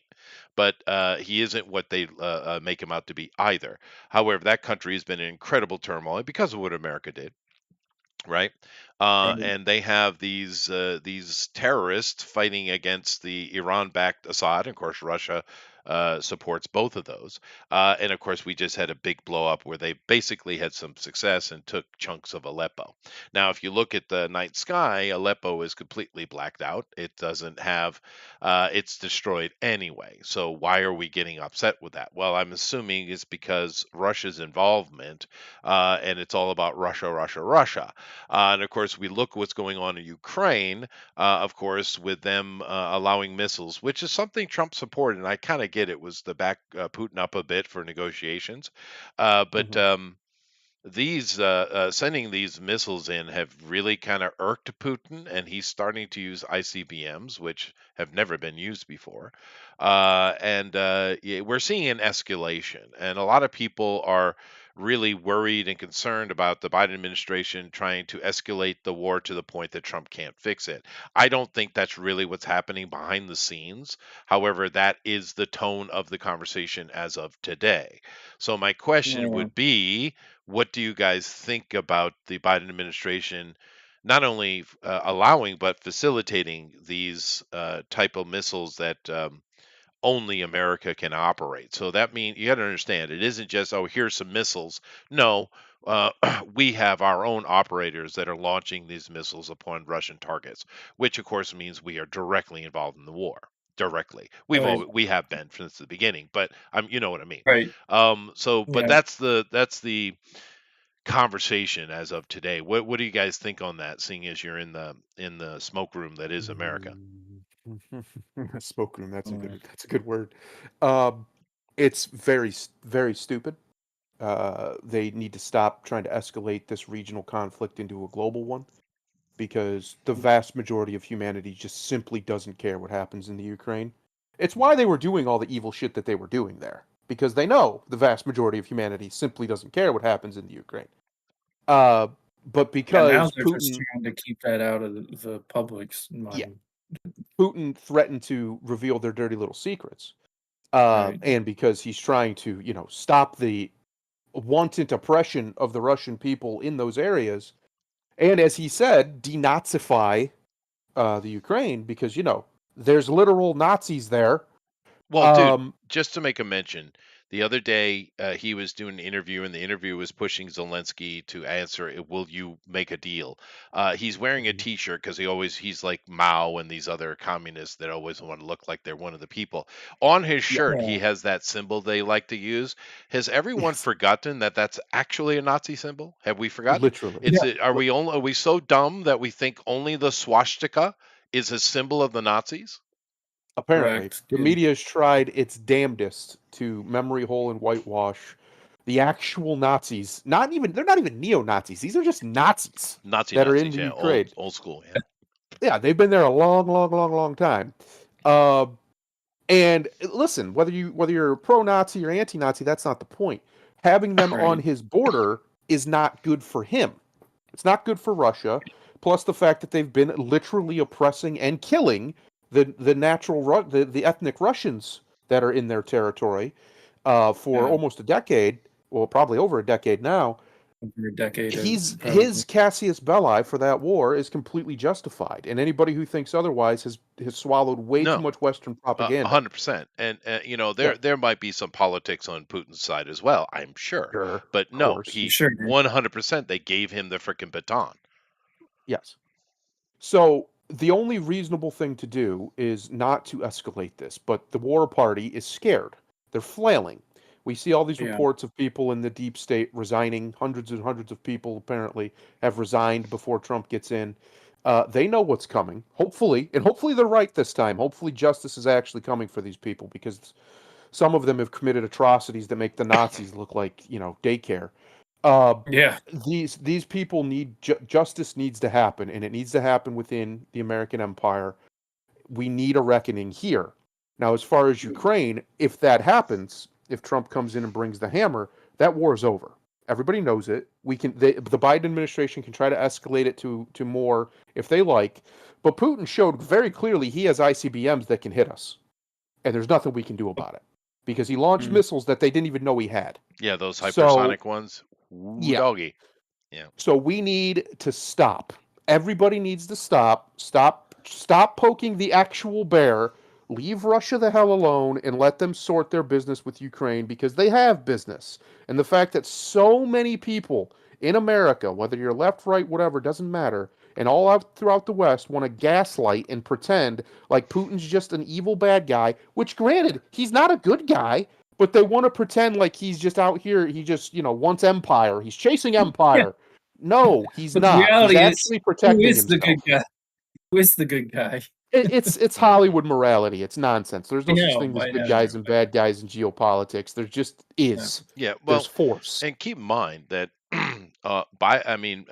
Trump coming in, there's of course many things he could do. I personally think he already has a deal on the table with them privately. He does. Yeah. But you know, of course, all he really has to do, seeing as he's the president and therefore in charge of the military, right? He is in Yep. charge of the executive, and the military falls under that. Yep. He all he has to do is just stop the supply of funds. Done. That's all that needs Because to be then done. Ukraine Yeah. has the okay. Because keep in mind, what 90% of all the arms going into Ukraine come from America. So if he just shuts that flow, he's got to Yeah. come to the table. He doesn't have to Yeah. do much, really. Tell No, I NATO to agree. fuck off too. That's another thing. Well, Which he here's the loves problem doing. Europe has. Europe NATO. has lost in the last 20 years, especially their lurch leftward has made them into basically just all socialist or even based or communist states, and that doesn't work. Mhm. The only reason their GDP compared to America's, their wealth compared to America's has fallen off a cliff. They are literally our vassal state now. We can't even pretend they're not. That's what they are. The NATO countries, that's what they are. And Trump needs to go in there Mhm. and remind them. Yeah. They don't. They're, Yeah. they're wealthy, sure, but they're nothing compared to us right now. It's not even close. Well, We you have dwarf them. little bit of a side effect coming into play too, because Yep. Georgia, of course, we have Odessa and the stuff that's basically held territory by Russia in northern Georgia, and Hmm. that, of Right. course, no one talks about. But in Georgia itself, they just had there's riots in the street, like the Maidan Revolution we saw in after Right.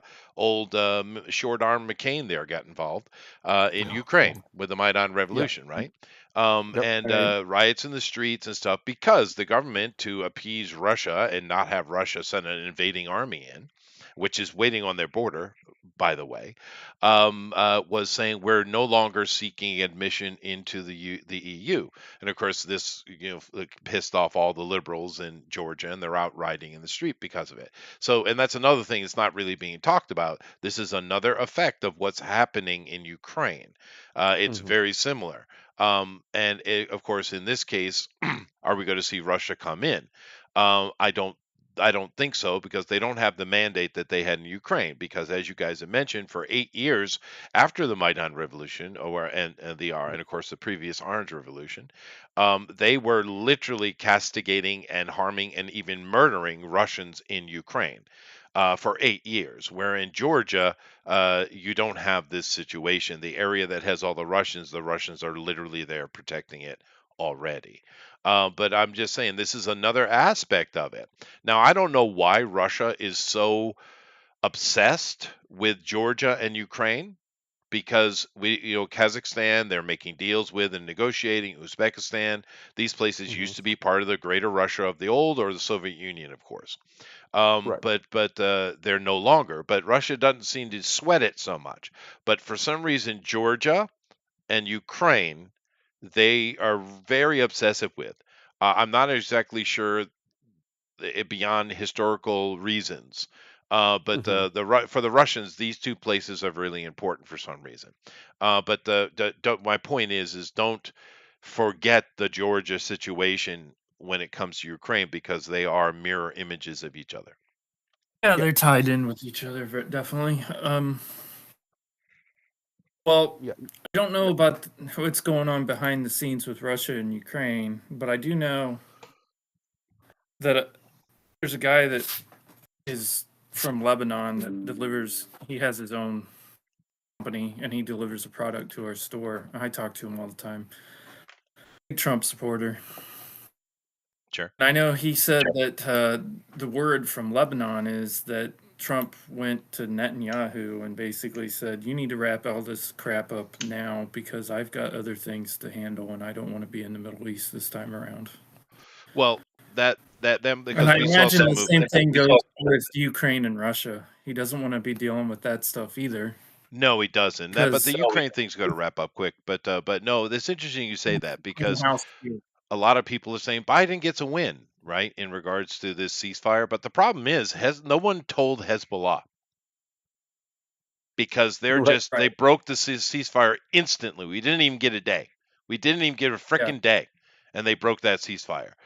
So yeah. nothing changed. No, nothing changed.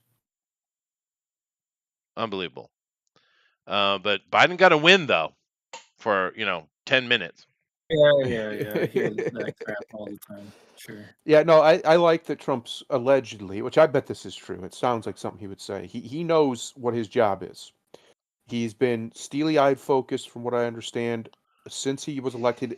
According to Elon, I think it was Elon, he said he didn't even celebrate once he won. He wasn't even happy. He was just like, "All right, let's go. Let's get to work." He was ready to Yeah, just it's go. time to get to Because work. I think one, these motherfuckers tried to kill him, and that woke him up. And two, they've put him through hell the last 4 years. 10. They've done everything they could to make his life, well, right, but definitely the last four, to make his life miserable. And I genuinely don't think, I think it's different this time. I know a lot of people think, oh, it's just going to be the same, or oh, he's going to cuck to Israel or whatever. Mm. Listen, any chance you're going to get a politician at that level who's not going to cuck to Israel is zero. It's just going to happen, guys. So can we please maybe fix the American people's life a little bit too? Can we please maybe just get somebody in there who gives a single shit? Just one. Here's I the don't other even need them to thing. give all of them. Just give me one single shit, please. Here's the other thing that a lot of people don't factor in, but I've heard a few commentary people talk about this. Is he knows that if he doesn't fix some things, if he doesn't change some things, it's not just him that they're coming after. They're going to be coming after his family. Mhm. His family will never rest if he doesn't get the changes that he's wanting to make. Yep. Even if he does, there's a good chance that his family is going to be targeted from now on too. So it's not like he's doing this stuff with like. I love how the left likes to accuse him of not really caring. Maybe not. I'll give him maybe he doesn't care about the average person, but I damn sure know he cares about his fucking family. Like, Yeah. Well, it's one of the most telling things with Trump.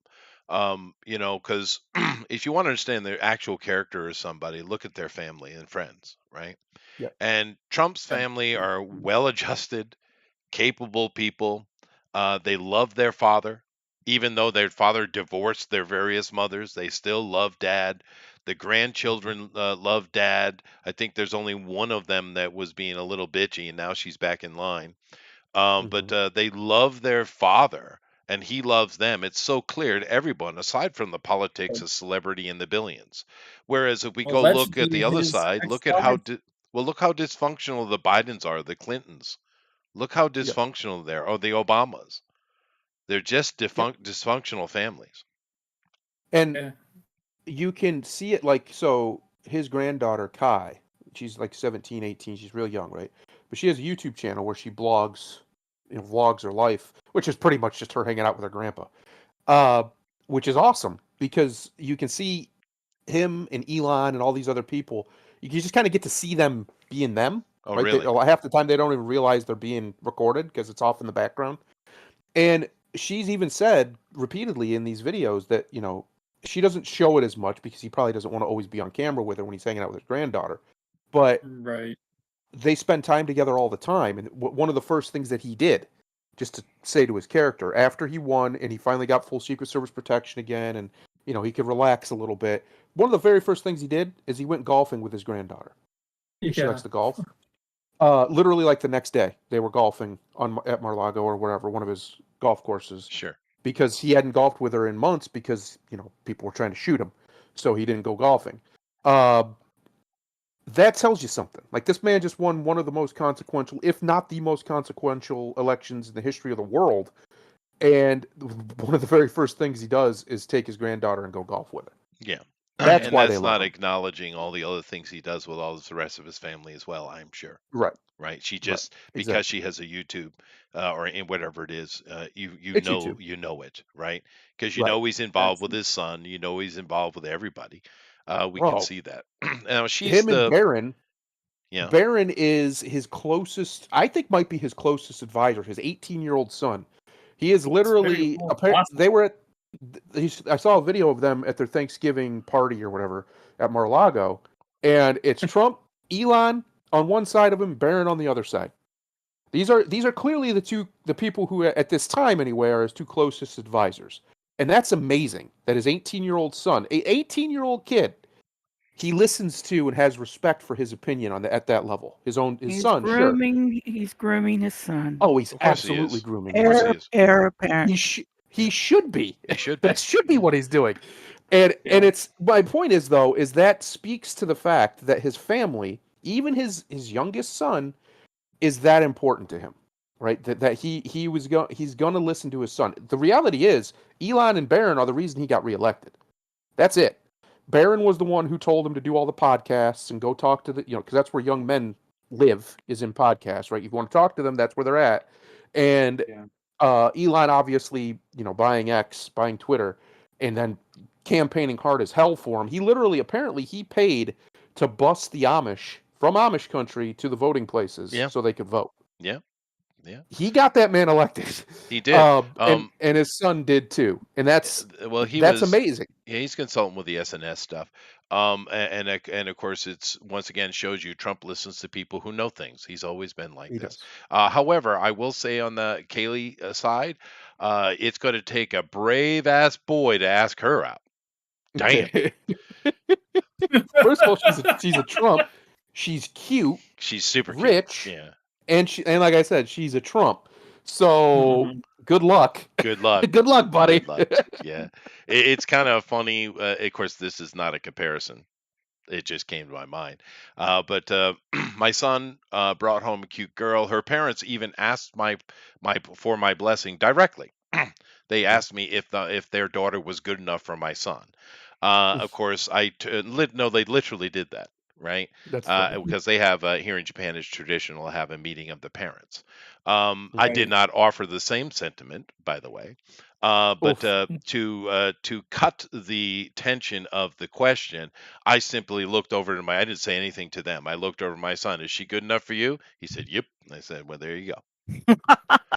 But of course, that's the son, right? And because Yeah. I know instantly from talking to her and her parents, she's a good person, and that's all that matters. But Yep. on the other side, my daughter was very nervous, bringing her boy Mhm. around, and he's still scared to death of me. I don't have no idea why. But You're over 6 foot. Yeah. yeah, yeah, yeah. A similar kind of situation. I haven't met his parents yet because we haven't got to that point. But I'm kind of curious to do because I try to make the boy feel comfortable. Because the reason I mention this because my daughter, that's a handful. That's a handful. You're a brave boy stepping up. Even my son is like, damn, we nothing but love and respect for that boy. Yeah, for stepping up and taking on that challenge. But the funny thing is that he's so concerned with my blessing, even though I have done everything I can to let him know that yeah, I'm cool, dude. Yep. Yep. So it is No, it's interesting. Yeah, the crazy. So apparently, like, obviously, nobody knows for certain because Barron hasn't spoken about it publicly, and I don't think he's ever going I've to. never even heard his voice.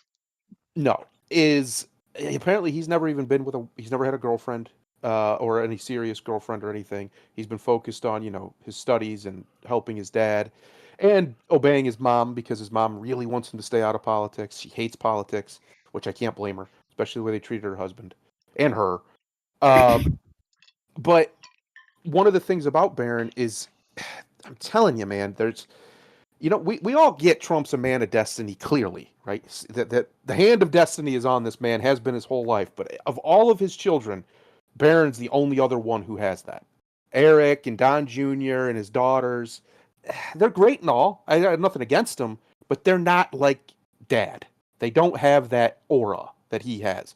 Barron does. Granted, it's partially because he's a giant, but it's also because he looks like he walked out of history. Like he looks like an old ruler. He has that appearance about him, that swagger, that energy, and it's very obvious when you see him around men like Elon Musk. Elon Musk, for all intents and purposes, whether you like him or you don't, when you put his resume on paper, he's one of the greatest men to ever live. Period. Just done. And he's just comfortable around men like that because that's been his whole life. This kid, you want to talk about, they talk about all the time privilege, right? People have privilege. The only man on earth who you can definitely say that for without any irony is Barron Trump. He definitely has privilege because he's around not only his father, who's one of the greatest political figures of all time, it's undeniable now, and one of the most influential men to ever live, and arguably the most successful man to ever live in Elon Musk, to the point where apparently at Thanksgiving, Elon's mom said that they were talking about video games and they talked the entire night. And Barron is an incredibly smart kid, is what she said. May Musk, Elon's mom. Um, that is, I don't know if he appreciates it. I think he probably does. But the advantages that this kid has had is Yeah, unbelievable. Not just because he's rich, but because he has access to these unbelievable people, and he keeps up with them. By everybody who's talked to him, this this this kid, Barron, he's a man now, I guess he's 18, is there's something about him. Even Trump yeah, has said this. He's incredibly smart. He beats Trump at chess all the time. Like they used to play chess together all the time. He's an incredibly smart kid. It's probably why he listens to him so much over yeah. apparently even over his older sons. He's just like, yeah, what's Barron got to say? What do you think, Barron? Well, hopefully, the kid will take the advantage he had and try to become something. If anything, just learning from his father to keep your dick in your pants. Well, learning from his mistakes, yes. Hmm. When did So Trump far keep he it is. in his pants? That's what he's saying. Never. Don't That's live my like his point. dad. Don't be like your dad. Oh, don't live like your dad. Okay. I mean, that's one of Trump's greatest weaknesses is women. It is. He Um, loves the women's. mhm. But most great men, that's the weakness, is the women. It is, yeah. It is. That's true. Even Elon, for instance, he Oh loves women. Jesus, what he's got 9 kids now? 12. Oh yeah, 12 children. Yes. abnormal. How many women was that? 4? Uh I thought it was 4 or 4. 5. Yeah, 4 or 5. It's Goodness a pretty good gracious. ratio. It's a pretty good ratio, Elon. Still, one of the best trolls I've ever seen from Elon was to Johnny Depp regarding Amber Heard, and I forget exactly what he said, but it was just like, "Yeah, I fucked her." Yep. effectively. Yep. You know, Yep. it Yeah, I was get just that. funny as hell. But and of course Elon was smarter than Johnny because he got away quicker. He did. He got away Yeah, clean. Yeah, yeah, yeah. he did. Which, I mean, Elon being smarter than Johnny Depp isn't a surprise. No, it's not. It's not. Especially with Johnny coming out with his John Wilkes Booth comment there. Yeah. But Yeah. nevertheless, interesting. There's a lot to talk about geopolitics today, and that's that Chester, your because title it's a for lot. this show, Well, I'm what did you getting to have it. in mind? Let's Well, get to it. Let's no, talk about it. I am. Thank you for the transition. Um, Finally. Jeez, an hour 50? Dang it. well, usually I try to keep it to an hour, but I'm very happy to have Adrian here coming in and talking with us. So I let it go longer. But thank you for coming in and having and speaking, Adrian. I do appreciate it, dude. But let's go ahead and here and take a look. So let's start out with our entertainment news. Go ahead. Oh God. Mortal Kombat 1 bombs. Already canceled, says Yeah. Insider. Oof. Now That's a big this old oof. Yeah, this game came out in August, and of course, it came I out didn't with even a know it lot of came out. controversy. Not, of course, like the one before it came with a lot of controversy because the Wokites are, obviously involved with the company. But of Hmm. course, one of the big things that was going on with this, there are many things, but the one that really kind of kicked off everything is the fact that you have this is, of course, Cyrex Games are the ones who are putting it out. But of course, they came out and they had two of the characters that have been around since day one. Like I said, with Cyrex and Sector. They gender swapped them, of course. I think they race swapped them as well. But other kind of woke nonsense. Here's a picture of the two, of course. It just is pissing off the fans, and they're just not playing the game. They had planned DLC and other updates and season passes and all that kind of stuff, of course, which is what they do these days. And everything has been canceled. I mean, literally by the company, open statement canceled. Right? Not like the situation with Batman where people are saying, is this canceled? Batman 2, is it canceled? To the point that James Gunn had to come out and say, if it was canceled, we would tell you, shut up, which is, James Gunn response is always kind of like that. But nevertheless, so here we have arguably one of the most successful video games in history, right? In Yeah. Mortal Kombat, has got to a point. Influential for sure. Certainly, for Yeah. sure. And I know you, the Street Fighter people, are going to start coming out. Shut up. Okay. Um, but it is influential, and it's come to the point that they've allowed progressive thinking to absolutely melt the company. Now, can They it be have. saved? Maybe. But They got to bring the yeah, boobs back. We got to get some TNA in here real quick. right. Get it in And there. the boobs where they belong, though, right? Yeah, yeah. We don't need them on boys. No, no. Put them back. Give Yeah, Katana back her boobs. Give yeah, Jade back her boobs. Like this anti-boob yeah, nonsense needs to die. yeah, Uh, every woman I know personally, well, granted, most of them have nice breasts, but regardless, everyone I know personally have said something to the effect of they're tired of the no boobs thing in anything. My yeah. wife is one of them. Like, because she likes to. One of the things she likes to do in video games, not so much play them, but she likes to make characters, right? Especially if they're a Sure, cool character creator. It's fun for her. Well, one of the problems is it basically no character creator anymore are you allowed to give a woman boobs. hmm. They're all just itty bitty Unless it's titty from committee. Korea. Yeah. And she gets real annoyed at this. And I'm like, well, I get real annoyed at it too, because I Sure, like boobs. sure. So one of the things they need to do is on a spiritual level, they need to roll this back, to bring back the sex appeal. It's Mortal Kombat. We're literally ripping people's heads off and ripping their spines out. Why can't I see some titty? Like, what's the problem? Hmm. Uh, I don't even need bare titty. Just some cleavage. Give me something here. Something. Mm. There's no reason to run away from that. And anybody who gets offended at the fact that these women they're unrealistic, are you serious? We have men who freeze other men to death with their bare hands. What are we talking about realistic body Yeah, proportions it's for? weird. And to be fair, these days with the transgenders, am I still allowed to call them that, Adrian? I'm not sure, but Nobody they knows. probably have some new however, they're getting real lazy. The BBC just came out with the woman, or excuse me, the soccer player of the year, which they nominated a woman from the women's team, and of course, it's not a woman; it's a black dude, and doesn't even bother to put tits on himself. It's just a black Amazing. dude who Just a dude. identifies as a woman, right? Yeah. But it's amazing to me with all these progressive thinking and a la modern feminism, how much they hate women, dude. They do. Boy, do they hate women. Yep. But this is just a consequence. And the title I put on today, will woke ever end? Right? Yes. Because the simple fact of the matter is, we're certainly seeing a shift. We're seeing a shift in people who feel comfortable speaking out or just being themselves, where they were afraid to do so otherwise. So there's a shift there. But the wokies, they aren't defeated. They're not giving up. They're keep pushing. Now, in this case, we have something came out in August, and of course, here they just the other day they canceled everything that they had going forward. Um, and there are many things like Captain America 3 or 4, is it? With of course Falcon Cap, that they're going back and reshooting the thing again because their test audiences hated it, right?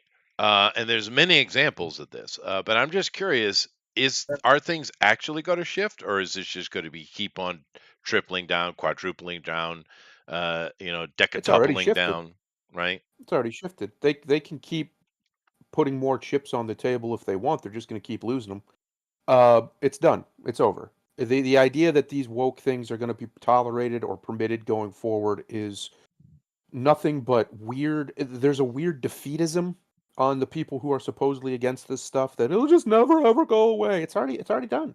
Look at what Sony's been doing. Look at all these companies have been trying to put out this woke garbage and it just bombs. It just completely and utter nobody buys it and everybody shits on it.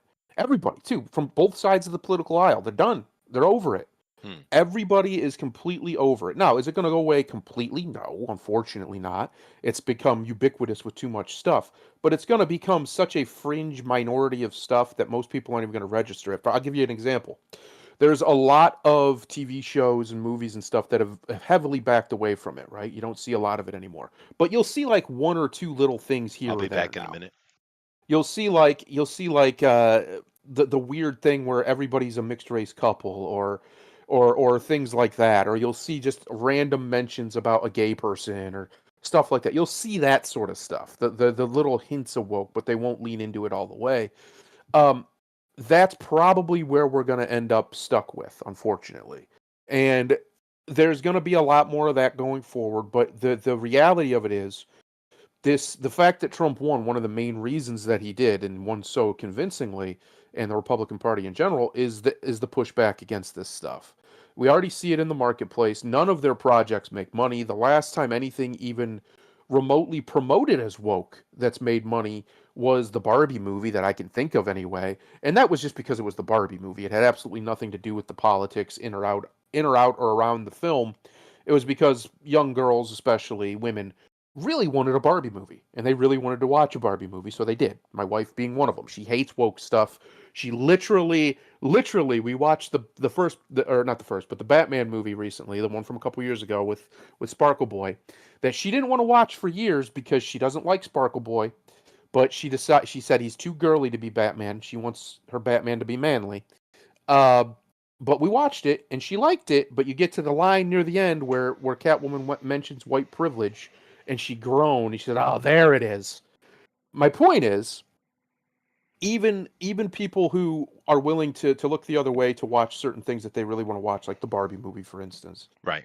uh, those people are willing to do that. The overall cultural milieu, the zeitgeist, whatever you want to call it, has shifted so hard away from this stuff that even the hint of it is a death knell. You're done. You're branded. You're woke. We don't care. We're Mhm. not paying for your shit. We're not going to see your movie. We're not watching your TV show. We're not buying your video game. I mean, look at all these projects where they've just thrown unbelievable amounts of money at it, and it simply fails. And it's just going to get worse and worse and worse and worse and worse. And slowly, you're starting to see the acceptance that their project has failed. I mean, Angela Merkel just wrote a book where she said that mass immigration into Germany was a complete and abject failure because these cultures are too different. Merkel, the one who did it. These cultures are Yeah, too different. We can't blend these cultures together. Uh, disgusting. Yeah. yeah, utterly disgusting behavior. But the reality is, leftism is dying on the vine all throughout the West. People are tired of it. Like I said earlier, Europe went from an economic powerhouse 20, 30 years ago to now it's basically our bitch economically.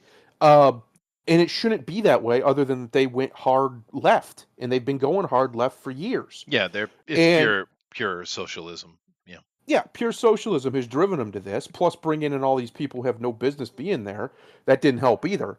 But what I'm getting at is the shift is real. It's not just in our head. It's not just some placebo effect we're trying to say to make ourselves feel better. We're winning, and you No. see people who are against the wokeness, the so-called right or whatever they are. Some lefties are too. A lot of lefties are too, actually. Who are against this stuff, this identity politics and everything, and they're coping and they can't accept it, or they're so used to losing they don't even know what winning feels like. So when they start to get W's, they don't trust it. They're like, this kid, no, no, no, no, no, no, no, no, no, no, it can't be real. All this is going to end up doing is make it worse later because everybody's going to stop pushing and blah blah blah. There's no evidence of this, by the way, none. The push is still very strong against this stuff. Any company that gets branded with it regrets it immediately and either apologizes, gets out in front of it and apologizes before the shitstorm starts, or they just quietly back away from it and pretend like nothing happened.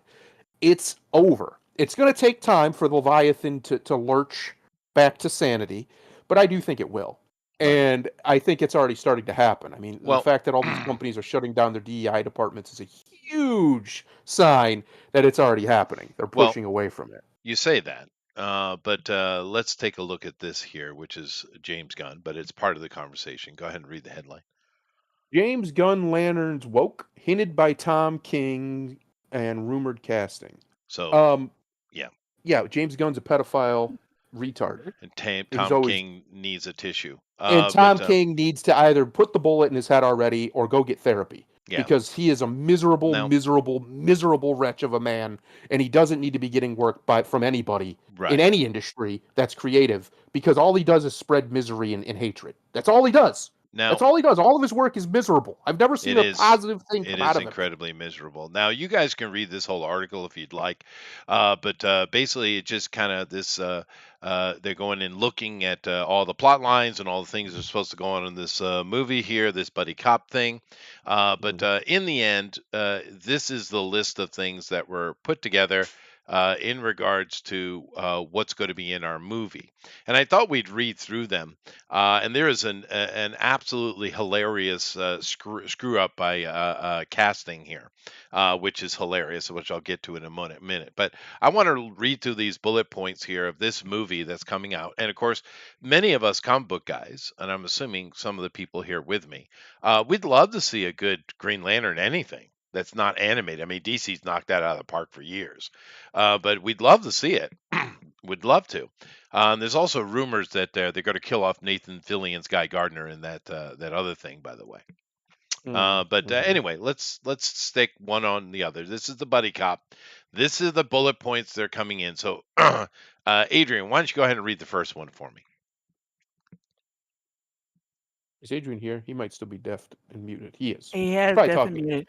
Okay, Yeah, how he might about I you, be. don't read. Grimlock, or lady? You don't read. Nope. How about you, Grimlock? I know you have eye trouble. Grimlock, can you read the first one, dude? You're gonna ask the black guy to read. How racist? What am I thinking? Wait, give me a second. It's okay. Where's it? That's I okay. didn't even You have this just stuff on. call me the Uncle Tom, and it'll be all good. Well, your name is Chester. You're not that far away to begin with. Yeah, Tom and Chester are very similar names. The series follows. Oh God. Fuck it. Series follows old white dude Hal Jordan who goes to investigate something in America's heartland, the whitest place on earth. Okay, so the Apparently, suggestion. he's never been to Delaware. Yeah, but hold on, my water's boiling. I'll be back in a minute. But why don't you go ahead and give us what your opinion on the American heartland might have anything to do with the connection of the current election that just took place? Yeah. Here we go again.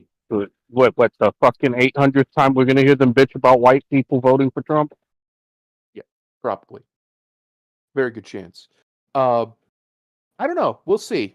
I hear there's a lot of rumors keep coming out left, right, and center about all sorts of stuff when it comes to these movies. The problem is I don't see any evidence of these rumors, and the reason why I say that is because as much as I shit on James Gunn, and he deserves it, his casting choices so far have been pretty okay. There've been a couple, but even except yeah, obviously getting rid of Henry was stupid. But at least he replaced him with a guy who looks just freaking like him. So at least Superman's going to look correctly, right? He's not going to look goofy, at least physically. Like his face won't. I don't know about that suit they got him But in. Tom King is the red flag of red flag. Yeah. Let's not even like Gunn. Yeah, he might do everything else right, but as long as he's got that woke faggot writing, no, there's nothing good that's gonna come with this. Um, And to inform white liberals again, Yeah. for the last decade, you were not the good guys. No. Dude, every fucking demographic in the country voted against you. Muslims voted against you. The fucking Amish got out in horse and buggy in the year 2024 to That's keep you motherfuckers away from the button. No, it's true. Even Chester, even my people, my cousins, my brothers and sisters, the Native Americans voted against the Democrats. They Dude, put the booze down long enough to fucking vote against y'all. they The did. fucking They finally Indians. put some whiskey down, some fire Well, water down, and went and voted. I actually hear from various comments I've seen online that Native Americans in general, or American Indians as they prefer, hate this woke shit. They loathe it. Yeah. They hate it so much. It's and here you want to know why? I can tell you why. Because they see it for what it is. It's bullshit. It's just more colonialism pretending it's not colonialism. That's all it is. They every time these wokies do anything that's supposedly for the natives, they end up erasing them. They just take them out of shit. Yeah. So now they no longer are the representative of the national team. That's gone. The Redskins, that's over. No That's more gone. Land They're O'Lakes, no girl. longer. No, well, I heard No something Land about them O'Lakes. bringing that back. They should. They might bring it back. They Or should bringing bring it back back. a chant, one or the other. They're thinking. I think they're thinking about maybe bringing back the logo because the logo is literally just the face of a man. That's all it was. It was just the face of a guy who really existed and looked like that. But regardless, they wipe them away from there. They wipe them off the baseball teams. They wipe them off the other football teams all over the country. They wipe them off logos. They wipe their names off of buildings and stuff because it's appropriation to use Sitting Bull's name on a building or whatever. And they're like, wait a minute. Wait a second. We are part of the history of this place. You can't You just are. wipe us away. Literally. And that's what they're doing. And they're sick of it. They're sick of being wiped away and then told to smile about it. Mhm. Yeah, I would be too. Well, Fuck them. seeing as I'm an educator, I want to continue my help with the lowly, lesser individuals. this guy. Grimlock, could you continue reading the bullet points? Yeah, he's muted. Is he here? You're just gonna fucking torture me with this. yeah. How the old bastard doesn't want to be there and is miserable. Now that's another trope we see all the time, isn't it? Yeah.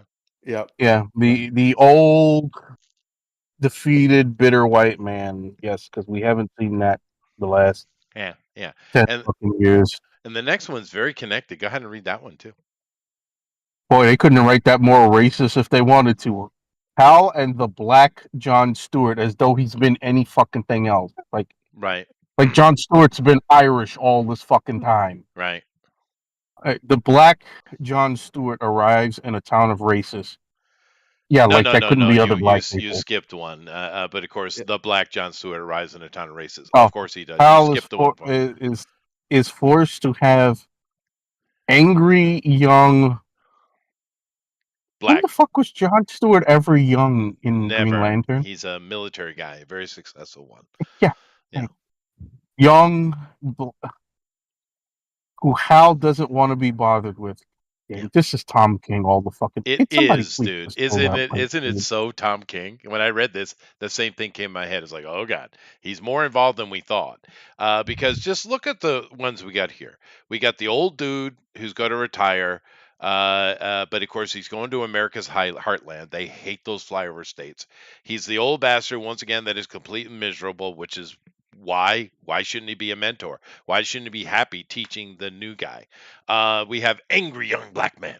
Okay, who doesn't want to be bothered with Hal doesn't want to deal with the bullshit. Once again, he's supposed to be mentoring him, and of course, Black John Stewart, Black. It's the most important thing. He's black.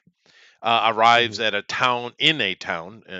Work on your I, spelling. I Of like the other racist. part. What one white guy somehow happens to be married to POC, who's only POC they've ever seen. Now the So PLC apparently these. thing.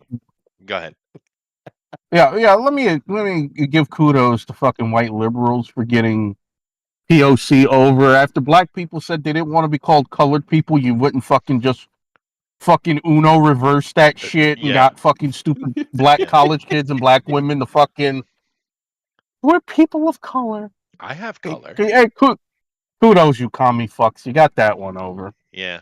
People's Um, of color. But now, this trope that we've seen here with Hollywood and their racism is just in perfect line here. It's perfect line. Mhm. First of all, Hal Jordan is not that way in the comic books. Even in No. his darkest time, he's No, he was often the fucking live as fuck. well. He is a symbol of hope. Yeah. Literally. I know they tried to steal that for Superman, but no, it's Hal. John Stewart has never been like that. John Stewart is a military man. He's not black. That ain't a black dude. That's a military dude, right? Nice. A straight man. He's very straight. Well, don't even get into that because I think we're going to get some of that too.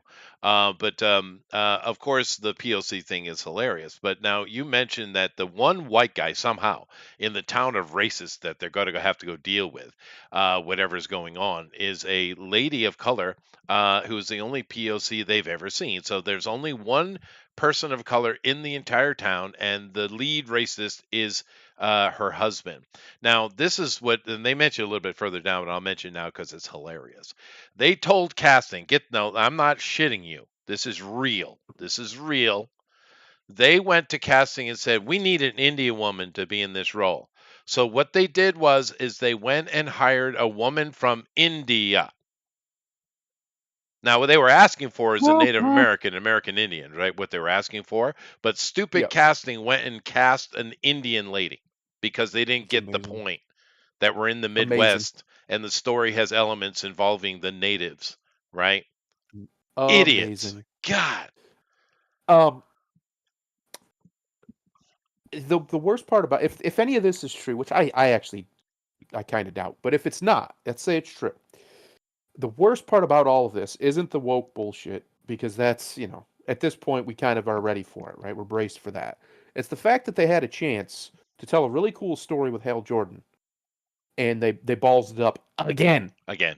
Twice Again. they've done this now Yeah. with these big budget live action spectacles, and it'll be twice they But wait. screwed over one of the most iconic characters in comic book history I, for no I, reason. I like this. I like this other bullet point. The wife is also miserable and hates her racist husband, in spite of the fact that she married him. Yeah. Yeah, she married a And racist. What? racist and racist town folk who she feels have been holding her back her entire life. Which means, because we know James Gunn, there's gonna be a scene where she masturbates with a Black Power fist dildo. No. Well, maybe. Yeah, But yes, it will. This, but it we might we might know be. who we're He talking likes about his here. dildos. That is true. But the next He bullet does. point shows you another thing they're doing to doing in the Gets story. Now this says John Stewart, but in the article I was reading, it said Hal Jordan is the one who starts having a thing with her. But basically, we have young John Stewart for some reason gets into a relationship with this old married lady. So now your hero, your angry hero, supposedly now he's also an adulterer. Okay, That's right. good job. That's and right. a cougar hunter apparently. Apparently, Yep. because 20 years is that's not a problem when it's man to woman. But the other way around, you Leonardo DiCaprio, I'm talking to you, Mhm. absolute monster. Mhm. Um, But of course, the other three we have how and John eventually solve the mystery, but not before the series tell the audience how bad white people are and gives life's lessons with every episode. Hal Yeah. dies. Yeah, life lessons be somehow don't vote conservative. So they're going to kill off Hal Jordan in his first representation from this crew. And John Stewart is the DCU's Green Lantern, and he also gets a statue, a big one. John Stewart does, not Hal Jordan. For what? For being the third fucking lantern? I guess so. Black power, baby. So this is our movie.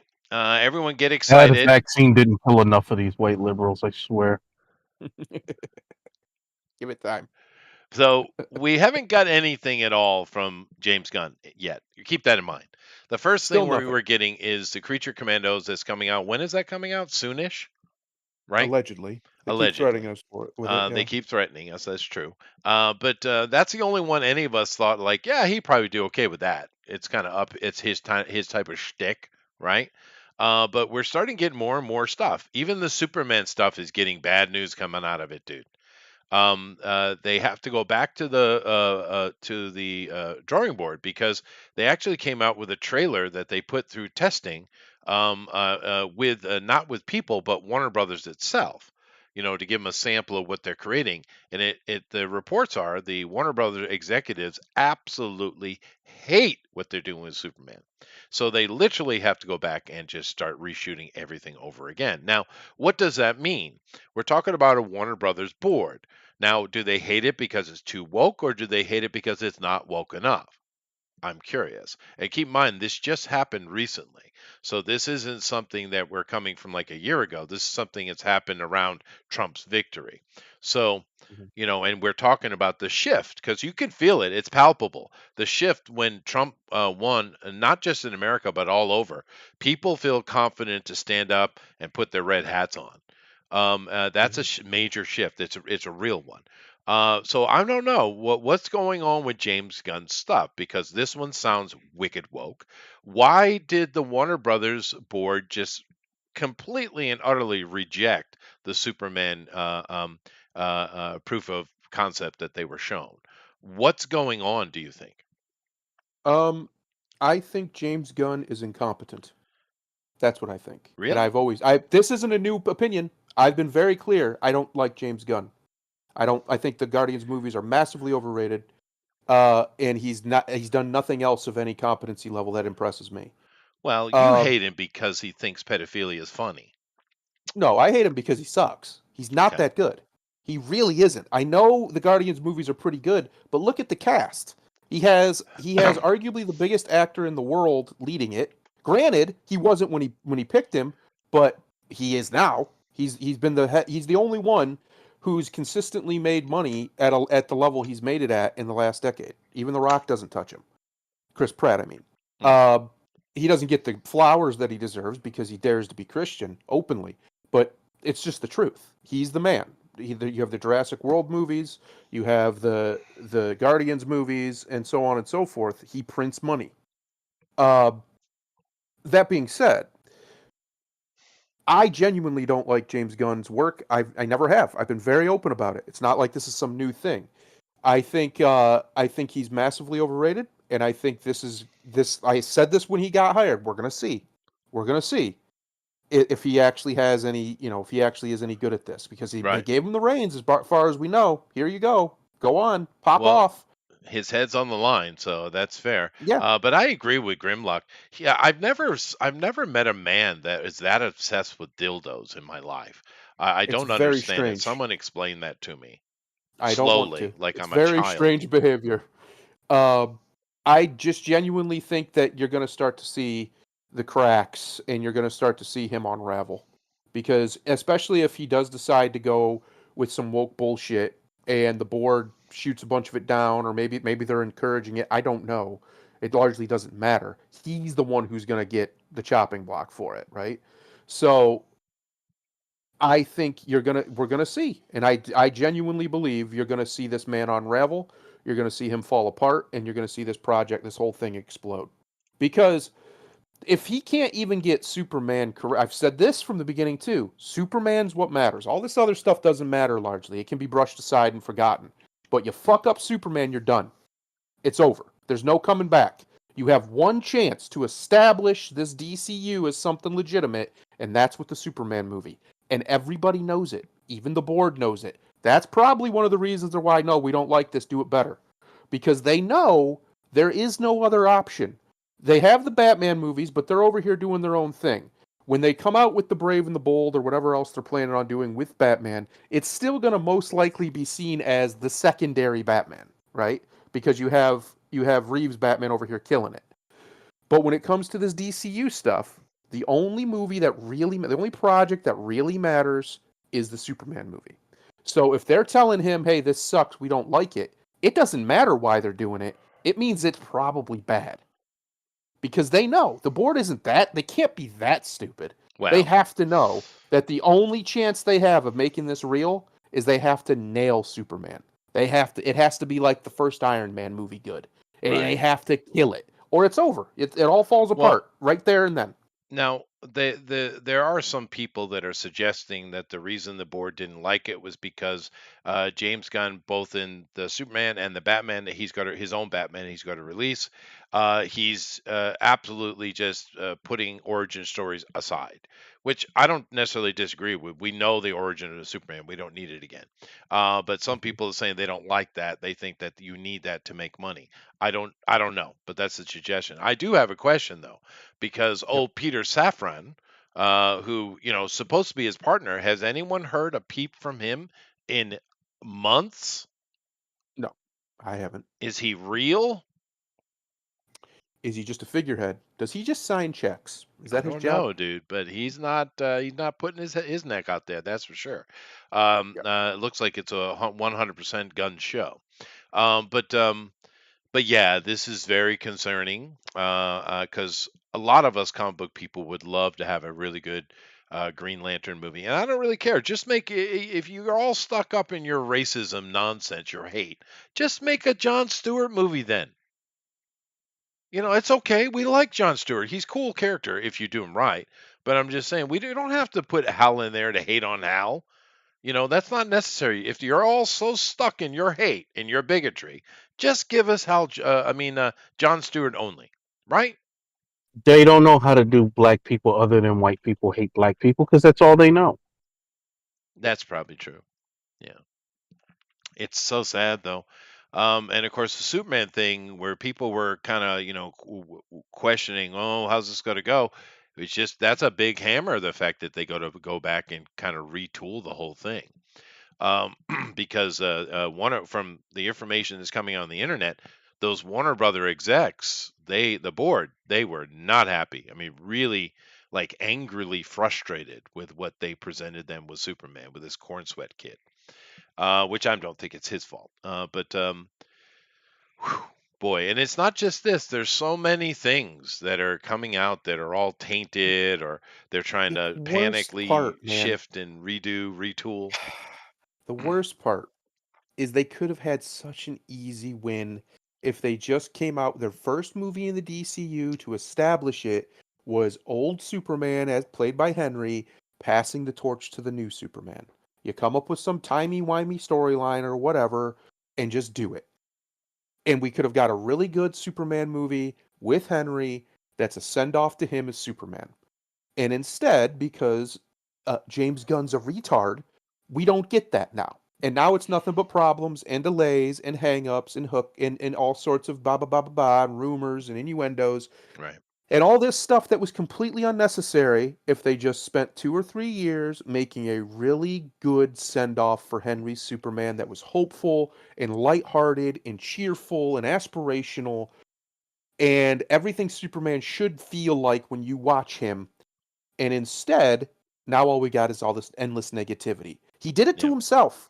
Right. Gunn did it to himself. He has no one else to blame but him. He had an easy win just Yeah. laying there Well, waiting for him. I'm kind of curious. At the end of the Black Adam movie, and Black Adam was not great, and of course, No. it's got woke nonsense in it too. Yeah. But and especially making him the hero when he should be the villain. I mean, a understandable villain, but still he's a villain. However, at the Yep. very end of that, they left in a post-credit scene, right, Hmm. where Henry as Superman comes down and basically says, "If you bring this outside of your little country you now control, you'll have to deal with me." And I'm Hmm. like, why did they leave that scene in there? Seeing as Gunn was quite clearly knew he wasn't going to use Henry Cavill again. What was the point of leaving it in, you think? I don't Number think. one, Henry never recorded that. That was a stand-in. Well, that doesn't matter. Oh no, no, no, that's right. That's how I was thinking of the cafeteria scene. Never mind. My Yeah, bad. no, the cafeteria scene, sir. It doesn't really matter who did it. It's the fact that they left in Henry Cavill's Superman. Yep. Even though clearly they're not, we know now they're not using Henry at all. They completely just jettisoned Henry Cavill. But I'm just curious why they left that in. Why not cut it? It's a I weird don't. thing. I think at the time they were waiting to see if this movie succeeded or not, because The Rock had literally been making all these claims that he's going to save the DCEU, and he's going to he's going to do all this and that, and it's going to be important, and blah blah blah blah. But since that movie bombed and barely made any money, if not lost money, they were like, all right, screw it. So I think at the time Rock had the clout to force the hand because he wanted a Black Adam versus Superman movie. That's what he Sure. clearly wanted. So he was trying to force that hand, and because the movie just didn't make any money, uh, it fell apart on him. And I think that's really the only reason. I think it was just The Rock's influence because he was Maybe. the one behind all that. The only reason Well, that scene happened was The Rock wanted it. Well, then The Rock's full of shit then, because Yeah. I mean, if he says, because he was on and on about how he loves Black Adam and therefore knowledgeable about him, he would have, and with his power, so supposedly power, he would have said, no, the Black Adam is a villain. Take the gay shit out. Take this lady who cares and the stupid kid out. We don't need any of that. Mhm. Write your script for Black Adam being Black Adam, and then we'll bring in Henry Cavill and we'll do a punch 'em up movie. If You know he what they could have actually had done? the push and the knowledge, he would have done that. Well, the problem is The Rock's ego is The Rock's ego. So I think that's why that didn't happen. But what they could have done, they could have kept the woman and the kid in, but they should have had her be the reincarnation of his wife. That And you that's could have why done that. he's, That's tired, but yeah, you could have done that, sure. it would But at least made sense. that kid is so Why he damn cares about annoying. these two. Race Yeah, well, yeah, swapping Hawkman and making him all, about we have to protect the people from the white man. yeah, Yeah, that's not gonna play well, dude. no. It's And the not. worst part about that is they wasted Pierce Brosnan as Dr. Fate because he was great as Dr. He Fate. did a good job. Yeah, that's true. But yeah, it's just weird, and we're just seeing more and more stuff. But Warner Brothers, I think it's like a curse because it's been for a long time now, a very long time, that Marvel does live action better, and DC does animation better, right? And it seems like DC can't seem to get away with that because other than the stuff with Penguin and Batman, to be honest, those aren't really superheroes now, are they? It's more down to earth, real stuff. Yeah. But they just can't get away with it. I mean, away from it, because name a DC movie that's done well. I mean, comic book movie. I mean, the first Wonder Woman was like okay. It's like a 5, maybe, right? But Yeah. I mean, any of the other ones any good? Any of them? Um, Well, I liked Aquaman. I thought Aquaman was surprised. It was too long, It was way but too I thought it long, was dude. Bloated. surprisingly better than it should have been. I think. And that old lady, what's her name there? Tom Cruise tossed her out. What's her name? Oh, what the fuck is her The name? Australian lady. First movie I saw her in, she was riding bicycles, BMX. My brain just completely Yeah. lost her name. Nicole What is her name? Kidman. What was that? Yeah, Nicole Kidman. Nicole Yep, yep, Kidman. Nicole Kidman, Yeah. that one, yeah. yep. I mean, you could have had something cool with that character, but she sucked bad, dude. Manta, the only thing that was really cool in that movie was Manta. He was great. They did a He good job was. with Oh, Manta, but it was He should have bloated been the villain. nonsense. It should have left the becoming the king, that whole ascension thing with Ocean Master to a sequel. But and they should have just had it been him and Manta, him dealing with Well, Manta. I will say part of the problem is, and Gunn deserves his criticism, but it cannot be overlooked the gross incompetence of Warner Brothers as a whole. That's true. Because all of we talked about all these DC fuck ups, and there many of them, and well, a lot of it had nothing to do with Gunn. Like the whole thing with Henry, I think that still comes down to they was looking to cut costs. They didn't want to pay him, Right. Yeah, no, I'm sure it and was a money issue, yeah. the moment Black Adam failed, it was like, well, all right, and we have an excuse now. Yep. Because what they also got rid of Affleck, I think, Yeah, which or I at have least, zero problems with. Mhm. and at this moment, I don't think they're bringing Godot back. No, no, no. She's, as far as I know, she's Uh, done. So, and She's moved on to Disney. you, No, look how that's worked out for her. you Yeah, actually look how she that found worked a out. way to pivot to something worse. Right, amazingly. Uh, But no, with the Aquaman stuff, what they should have done was, like you said, it should have been Manta. It should have been Manta was attacking and affecting the village that he's made his own, that he lives in, right? Mhm. Aquaman. And he deals with this very down to earth threat, right? And at Yes. the end of the movie, something like Superman comes down, in a post credit scene and talks to him about joining the League, Yep. right? Yeah. Yeah.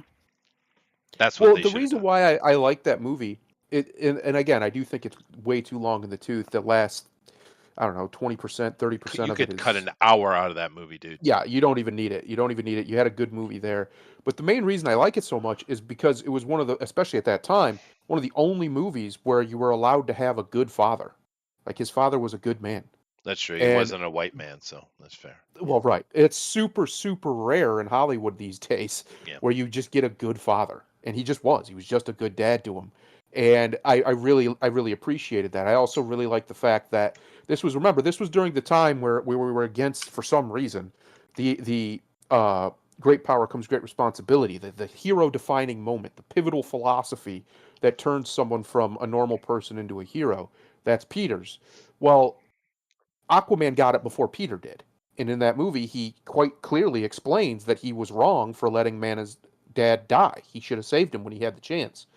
And that was amazing to see. I was like, finally, can we please stop pretending these people aren't supposed to be heroes? They don't have to just be douchebags and yuckers, and they're supposed to be heroic. They're supposed to have a moment of reflection where they realize they did the wrong thing and they don't want to do that again. They realize they have the power to actually help people. One of the things that Spider-Man realizes, it's quite literally his ethos.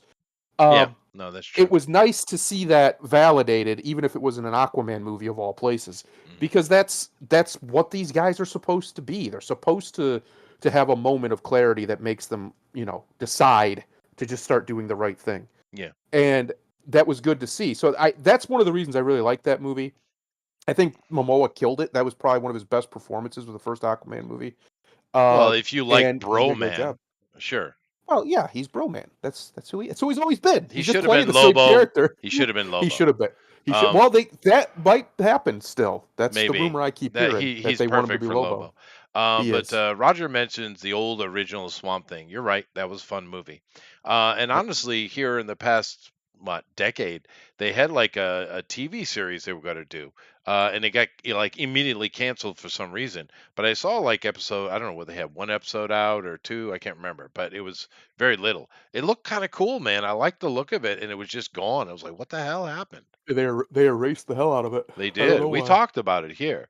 Hmm. And I was like, what the hell? Because we watched it and we were like, that looked good, man. Somebody probably raped a kid or something. I don't know. Oh, some dumbass shit, these people. Yeah, Oh, exactly. goodness gracious.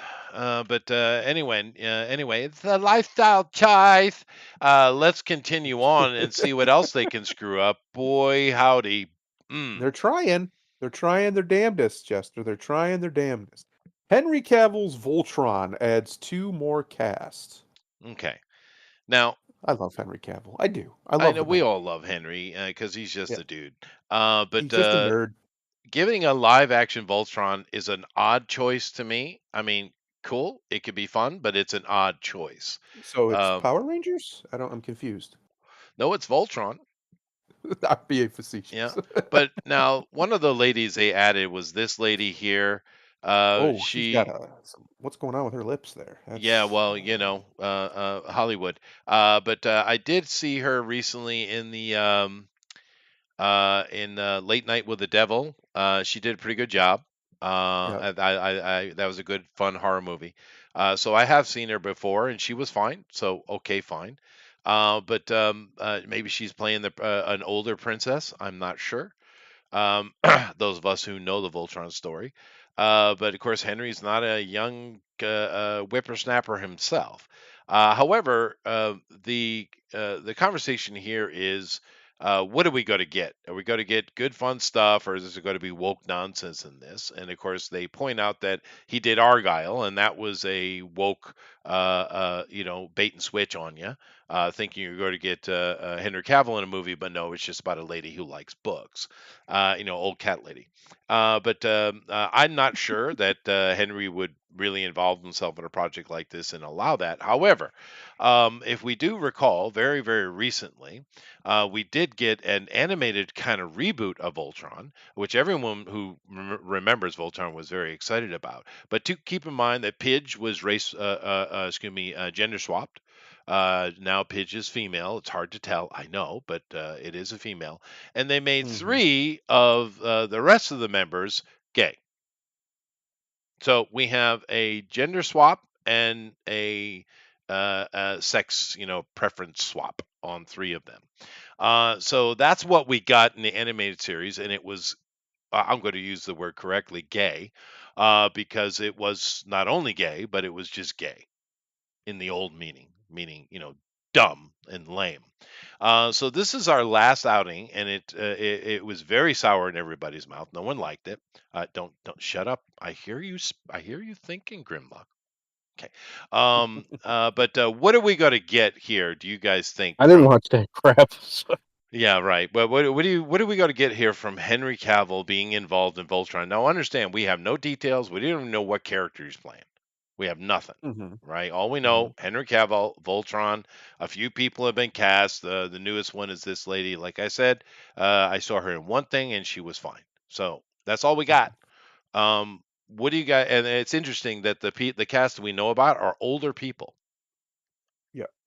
Well, listen, if Disney can waste money making live action movies for no reason, because nobody's asking for them, why not? Why not give me some Voltron? You know what else I want, Chester? Henry, if you ever hear this, give me a Thundercats movie. You can be lying. Oh, it's fine. Give me a Thundercats movie, That'd be please. fine. Now, the Yeah. other new person they put in was Tim Griffin. And of course, he's an older fella as well. Everybody in this is older, and it does say the one little line that they have is that the idea is this is the next generation being handed off to. So what we could be getting here is Henry Cavill is just a cameo, and he's one of the old Voltron line pilots, and he's training a new Hmm. person to be in that position. Could be cool. It could You be, know yeah, what he sure. should have got for Superman. I'll be bitter forever, Chester. I'm not going to let it go. That's fine. Not going to Yeah. let it go. No, well, Uh, they passed up a huge opportunity. Yeah. they blew it hard. No, it could be good. I always liked Voltron. I used to watch Voltron all the time when I was a kid. It's a good time. Sure. It's an interesting premise. So interesting that the Power Rangers stole it. Right. Well, now But hold yeah, on a it's pretty second good. before we get into loved it. Let's Lion versus automobiles. Yeah, Yeah. correct. Okay. Good. Yeah. Uh, but no, I always thought it was a interesting concept, and it's something that they've done in various. I'm teasing about the Power Rangers because there's been who knows how many spins on the Voltron idea of a giant robot mech that is the combination of other giant robot mechs. Uh, but it's just very very Japan at that time, right? Yeah. The mech era, Yeah. and it was the one of the ones that was the most successful to kids in America because they brought it over and dubbed it and played it everywhere. Voltron. Sure. So I think it could be good. I think it'd be cool. I think a lot of these old properties, if you don't take them too seriously, but take them a little bit more seriously. There's something there. There's a reason why they've lasted for so long, and Sure. in our Well, consciousness. they have Voltcon that goes on every Yeah. year. So I mean, it's its Yep. own thing dedicated to Voltron. It is a big deal. People do love it. There's a lot of fan fiction, a lot of fan art, a lot of fan stuff. So it's interesting. But I kind of wonder: are we getting are we actually just getting Henry Cavill cameo, or is he playing a mentor, or what's going on here? Like I said, we just don't know, other than the fact that it's passing on to the new generation. That's it. Mm. But people are, of course, very concerned of Hollywood being involved, that we're going to get wokeness like we did in the animated series right here, which was ultra, ultra woke. This was more woke than the He-Man Masters of the Universe was. This Jeez. was more woke, right? But whatever. We can only speculate. We'll see how it's just an odd thing.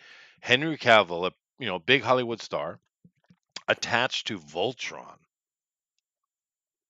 I don't know, man. It's weird. But anyway, continue on the saga of stupidity. However, holy crap! Yes. Now we're going to take a look at the box office here in a minute and see what's going on. But Yeah. Wicked, which is a very popular, if you listen to these idiots, they will tell you the most popular Broadway show of all time. And that's not Well, even close to being true. that's That's not obvious even nonsense. close. Actually, No. we have Broadway runs in the 19th century that went longer than the shit you got. All right. Yeah. But let's just stick with modern times. I would say Cats, maybe. Phantom Hmm. of the Opera, possibly. But Mm. Wicked is popular. It's been going on quite a while in New York. However, Yeah. the first thing I'll say is, how sickly do these girls look at Ariana? Is she not? Is she eating? Has she got anorexia? What's going on? Well, they're clearly been drugging her to make her as skinny as possible because for some reason they insist on this is their new thing, Chester. I've been doing this for a couple of years. They don't want to get white girls and white people in these movies, but they need them because the dirty little secret in Hollywood is they're the only ones who sell.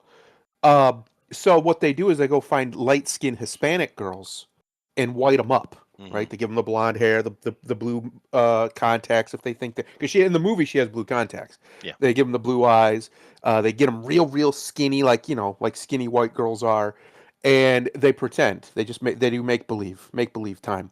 But one of the things they also like to do in Hollywood, and they've been doing this forever, is for whatever reason the people who run that place really like skeleton skinny women. It is weird. It's just The it's Hollywood just their diet. thing. Yeah. It is Yeah. creepy. So that's what we're looking at here. She needs about 10 burgers. She needs at least a burger a day for 10 days, and I think she'll start to get Yeah. some health back on her bones. But of course, that's not really why I'm showing this. I just noticed that. Yeah, you just subjecting us to this alien-looking bitch again. Well, I'm sorry, but I'm Ariana, sorry. Look, can we finally get a fucking black woman that isn't the size of a fucking storage unit or a fucking alien? Can we just get a black woman that's a black woman No, again? because they're just as racist to black women as they are to white women. You're Yeah. not allowed. Yeah. Now, God damn it. I just mentioned Ariana because she doesn't look healthy. Is the reason I mentioned No, it. no, Now, she's a Oh skeleton. no, because Ariana, they want her to keep looking like she's 13 forever, so they can have the that's little true. pedophilic That's fucking true. circle jerks. But let's get Yep. into the actual thing I want to talk about, because we know Ariana is a moron. We've heard her speak before. She's like Katy Perry level. She's not a smart human being, and that's okay. She's a singer. She doesn't have to be, right? But here's the real issue. I want to talk about the alien race baiter on the left. This lady, I don't know until the whole Wicked thing. I never heard of her before, but I guess she's a pretty long time, because she's an old woman, long time race baiter in Britain. But of course, this movie is super woke, right? And we'll take a look at what kind of money it's making. It's super woke, and when listening to the interview with these morons, and if you want to experience body shaking cringe, go watch the interview with these two ladies. There's two or three of them. Hmm. Wow. Wow, dude, cringe, epic level cringe. But these morons Yeah, somehow. because they have to pander to the alien and pretend like she's fucking great when she's just a fucking bitch. Oh, and they do that. They do that. They pander to this lady incredibly so. Ariana, the interviewer, everybody. It's incredible. But here's the thing: someone gave them the Cliff Notes for the Wizard of Oz, because clearly they don't read. And in that, of course, if you understand, it's written in the 19th century. Um, Yeah, there are several times in there where the writer uses the word queer. Now, here's the thing: the what does queer mean? It still has the same meaning. It means odd, strange, different, is what queer means, right? And of course, the writer Mhm. of The Wizard of Oz was using it incorrectly. We didn't start using queer to reference homosexuals until like what, the late 70s, 80s, something like that. So it wouldn't have even been in his vocabulary, his lexicon. However, they glommed on to this, and these two ladies are going on about, oh my God, Wizard of Oz is queer from the beginning. It's so supportive of the queer community. I'm not shitting you. This is why we need to bring back domestic violence. We need to resurrect OJ and Ike Turner. Uh, They knew how to Mm. beat these women properly. the opinions of Grimlock on this do not necessarily represent the beliefs of this channel. Uh, Oh, Mhm. don't even back off. You'd give these bitches a good backhand if you could, because they deserve it. It's I'm not saying it's like just beat a woman because like she's like in Sean front of you at the Connery, fucking grocery store. No, these hold the bitches can. actually deserve a fucking slap in the mouth. Like especially a Revo, because I've heard her speak.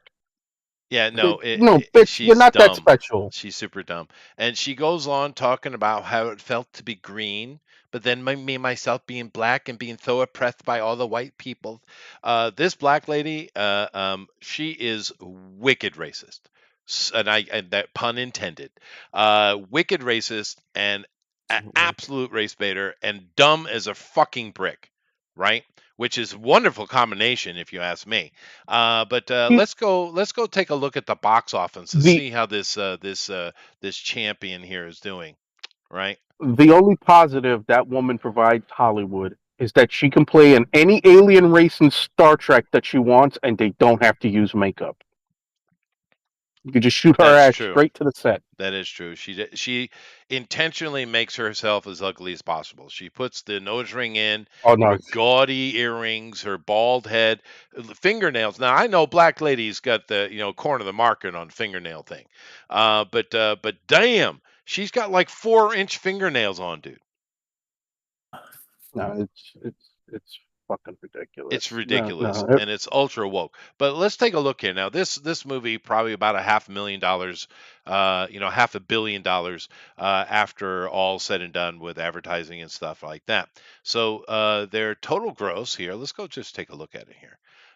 So the worldwide, so it's made about 150, 178, 75, $180 million.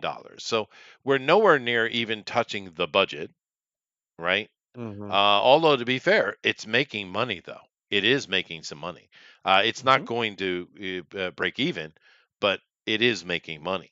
And I Oh, think there's it enough women that'll go watch that. right. That's how that movie will It's survive. like Barbie, yeah. Um, but of course, it's dropped off like a rock. But and they're not going to make much more on it. So this will not break even. It won't even come close to it. This is probably lose a couple $100 million, all said and done. Which of course just comes into the conversation of them spending way too much money on movies these days. Because that right there should have been a win. That should be a win, right? But it's not a win, Hmm. right? Yeah. Even though it's ultra woke, it's a movie about gay people, is what it is. It's gay people's 101, right? And that's fine if that's your thing. But yet, what should be a win is a loss because they spend crazy amounts of money on this crap. However, um, the pushback against this lady. Once again, there should be contracts when you hire these actors. There should be in their contract the shut the fuck up clause. Yep. Well, no, because they want that messaging out. They've wanted that messaging out there. Probably, Not at I guess. not at they have seen the bitch smack that was the 2024 election. Maybe they will, but up until that point, that's the kind of messaging they encourage that shit. Yeah.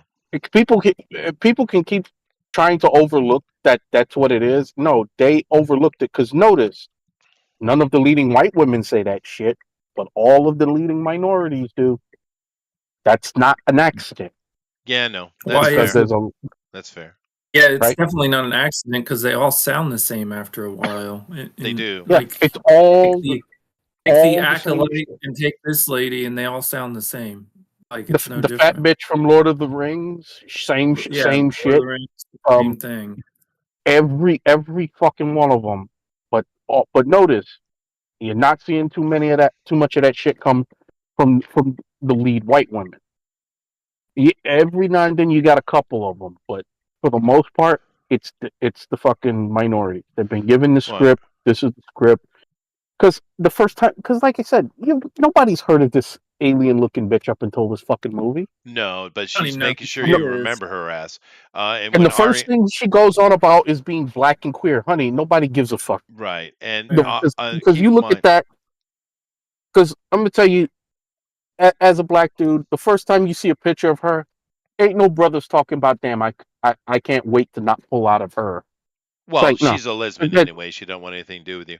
well, However, it didn't. Well, yeah, because she wasn't getting men. That's why she's a lesbian. maybe. It ain't because she. Um, well, is It ain't that by why choice. there's rampant lesbianism within the black community? Is that why? I Oh no, wonder. you look. You got a lot of ugly bitches out here who are coping really hard by saying they're lesbian. All right, It's fine. cope. Fine. But well, watching Ariana in those interviews, she is My lord. kowtowing down and bowing, literally bowing down to the great diversity that is this lady. And now I understand Ariana's dumb as shit, and watching her speak and this other lady too, they're painfully dumb. It's hard to watch, but the whole time, She's been Ariana conditioned is from a like, "Oh my very God, the great goddess of blackness," the whole time. yeah, you gotta remember she's been conditioned from a very young age Ariana, yeah, to she's part say of the system. That's true. But then yeah, again, she's been where around this type of stuff. I mean, well, people that Ariana's biggest hit that her she's ever albums and all had, that stuff sure, comes no, from like Katy black Perry people. and Justin Bieber and all that kind of stuff. Yeah, they But all yeah, Ariana's exactly. biggest hit. You know what it's about? You know what the story's about? I forget, A man honestly. coming all over her and how much she loved it. Yeah, I think Excellent. you're right. That's her big hit. Just remember that, right? Anyway, oh, we got a booster. A wild booster has arrived, and of course he's a big fan of Wicked. He loves it. It's his Yeah, community. yeah. Yeah, He's in love he is deeply. in love, deep love, deep love. But let's take a look at some of the other ones here. Moana 2. Now this one is a bit of a shock to me because the first one was it's not the best movie Disney ever made, but it was good fun. My kids loved it. A lot of Kids people love it. enjoyed Moana, right? Wasn't Yeah. terrible. Nah, it was fine. I mean, for kids though, I think people liked it in general. The second one It come didn't out, need a they didn't need a sequel. You're right. And I've listened to several commentators on this because this is a big Disney film, right? And they all have the same opinion. The special Hmm. effects team deserves a frickin' Oscar, especially for the Hmm. water effects in this movie. Other than I that, heard that it's too. shit and horrible. The story is stupid. Literally, this should have been a 20-minute cartoon, and they piled an hour on top of it just to buff it into a movie. Go ahead, Adrian. Yeah. No, I heard the same thing that the special effects were pretty amazing. Yeah, yeah. But it's yeah, no. I personally, in this case, I think it's a shame because they had an idea, but it's only worthy about 20 minutes. Right? And then they had to pad it, and instead of trying to build up the Polynesian princess here, they just make all the people around her, therefore, a la Polynesians, look as dumb as possible. Hmm. You're not doing a good job with your DEI here. Um, But yeah, I just think it's a shock. Now we look at that money. That's 170 million dollars, right? That they've made. Yeah. And once again, should be a win. Not too long ago for any movie, that's a win, right? Other than Kevin Costner's Waterworld. But even that would be a win for Kevin Costner. But now these days, with the amount of money they spend, that is a loss. They're losing money again. Super lost. Yeah. It's insane. We've got to the point that with all the advertisement involved and stuff, that all these big Hollywood movies are around 400, 500 million dollars, dude. How do they even imagine to be profitable?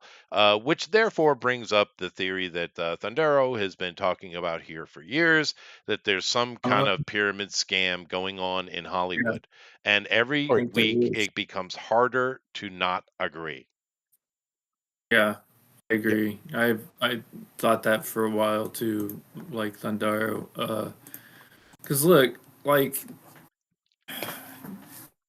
I used to be a huge movie buff. I would go to the movies like all the time. Me too. I Next movie I might go see, and I say I might, is Nosferatu. Oh, yeah. Oh, I think I've gone to the movies twice this year. That's insane for a person who what I used to do. I used to probably see 20 to 25 movies a year. But there's nothing like I don't know. Like my kids aren't even interested in this movie and they like the first movie.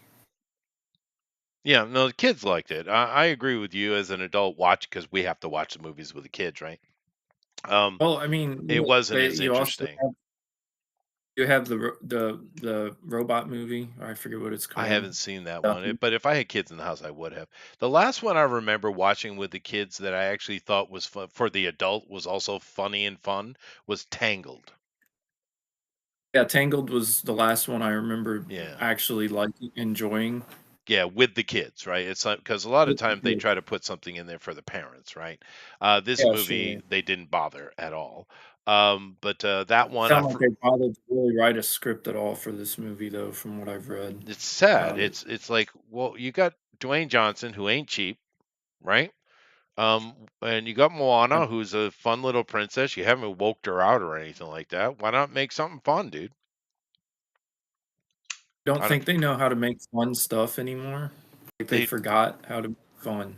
dude. In the first movie, she was kind of cute. In the second movie, she's ugly as shit, dude. Yeah, They I uglied noticed the her up change. hardcore, and it's like, why do that? I lived in Polynesia. There's plenty of cute girls. Right. I mean, what are you doing? But it's just more of the same nonsense. And I remember after Tangled, the next movie was Frozen, which of course took the kids to see. My daughter particularly loves Yeah, that stuff. That movie, my it was kids huge. hated that movie. That My it, movie, my kids liked it, but my kid was a lot younger, and only my younger kid. yeah. I don't know. Yeah. I've noticed like younger kids like that movie more than the older crowd of kids. Well, they probably don't understand the implications in the movie, right? Because the movie, there's Yeah. a reason why. And here, thank you, Booster. The Booster taught me some modern lingos, and one of the lingos that he taught me was shipping. And of course, it's not surprising that so many people are shipping the two sisters from Frozen because it's heavily implied in the movie. Lesbianism is heavily implied. Woman don't need no man is heavily implied. In it's very heavy-handed, and a Mhm. younger kid won't catch any of that, right? Oh yeah. Yeah. So that's fair. I wasn't really super mad at Frozen when it came out. I was like, oh, here we go. But it didn't matter what I thought. My kids just didn't like It it. was fine. It was fine, but the other film that didn't need to be made once again was Frozen 2. That was like I whatever haven't your seen that. opinion of Frozen is, because Frozen was successful It and was. there's a lot of It people was. who liked it. It Yeah. was fine. I didn't hate it. I just didn't like it. Like it annoyed Yeah. Yeah. Same opinion. annoys me. It annoyed me from the get go. But the reality is like the second one never needed to be made. That was I definitely haven't like seen a it at cash. all. Have you seen it? I have seen it. I have two girls that like the Frozen movies, so So what did they think of the second one? they like the second one, but they don't like it as much as the first one. There's songs off of the first one that they would be more likely to, Right. because we have like little dance parties at night before bed sometimes, Oh, sure. and Yeah. they're more likely to pick a song off the first one than they were to pick the Yes. song off the second I one. was often a saddled pony. Mm. Yeah. Yeah. Yeah, no, Yeah. definitely the kids getting horsey rides, right? And Yeah. I used to, of course, read books to them, but I also would tell them stories, Fudgefoot, and I tell them about the little brother stories, which are just true life stupidities of my brother. Yeah. Little things. Yeah, kids are before you go to bed at night with some of the most fun time you'll ever have with kids, actually. But That is true. yeah, it is. Now, Booster says Frozen is a piece of shit just because it has the most annoying or earworm song. He's talking about "Let It Go." The funny thing Yeah. about that melodic chord, A minor chord progression of that song, is there are probably 20 songs that I can think of that use the exact same melody and rhythm progression, just at different meters. Yeah, So it's not that messed up. that song keeps coming back. That song keeps coming back. That's just the most recent iteration, right?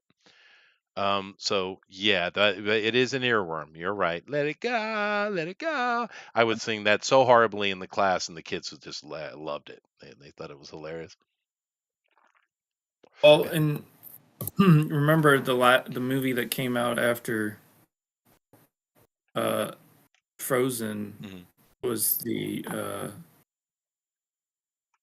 what was that called? Aya or something like that. I don't know. It was one that took place in Asia, like an Asian world, but it wasn't I like didn't. China or I anything. didn't I see think it that was one. more like No. Indonesia, if I remember. It was like based off of Indonesia and Malaysia and Thailand or Oh, that'd be something. cool. Was it good?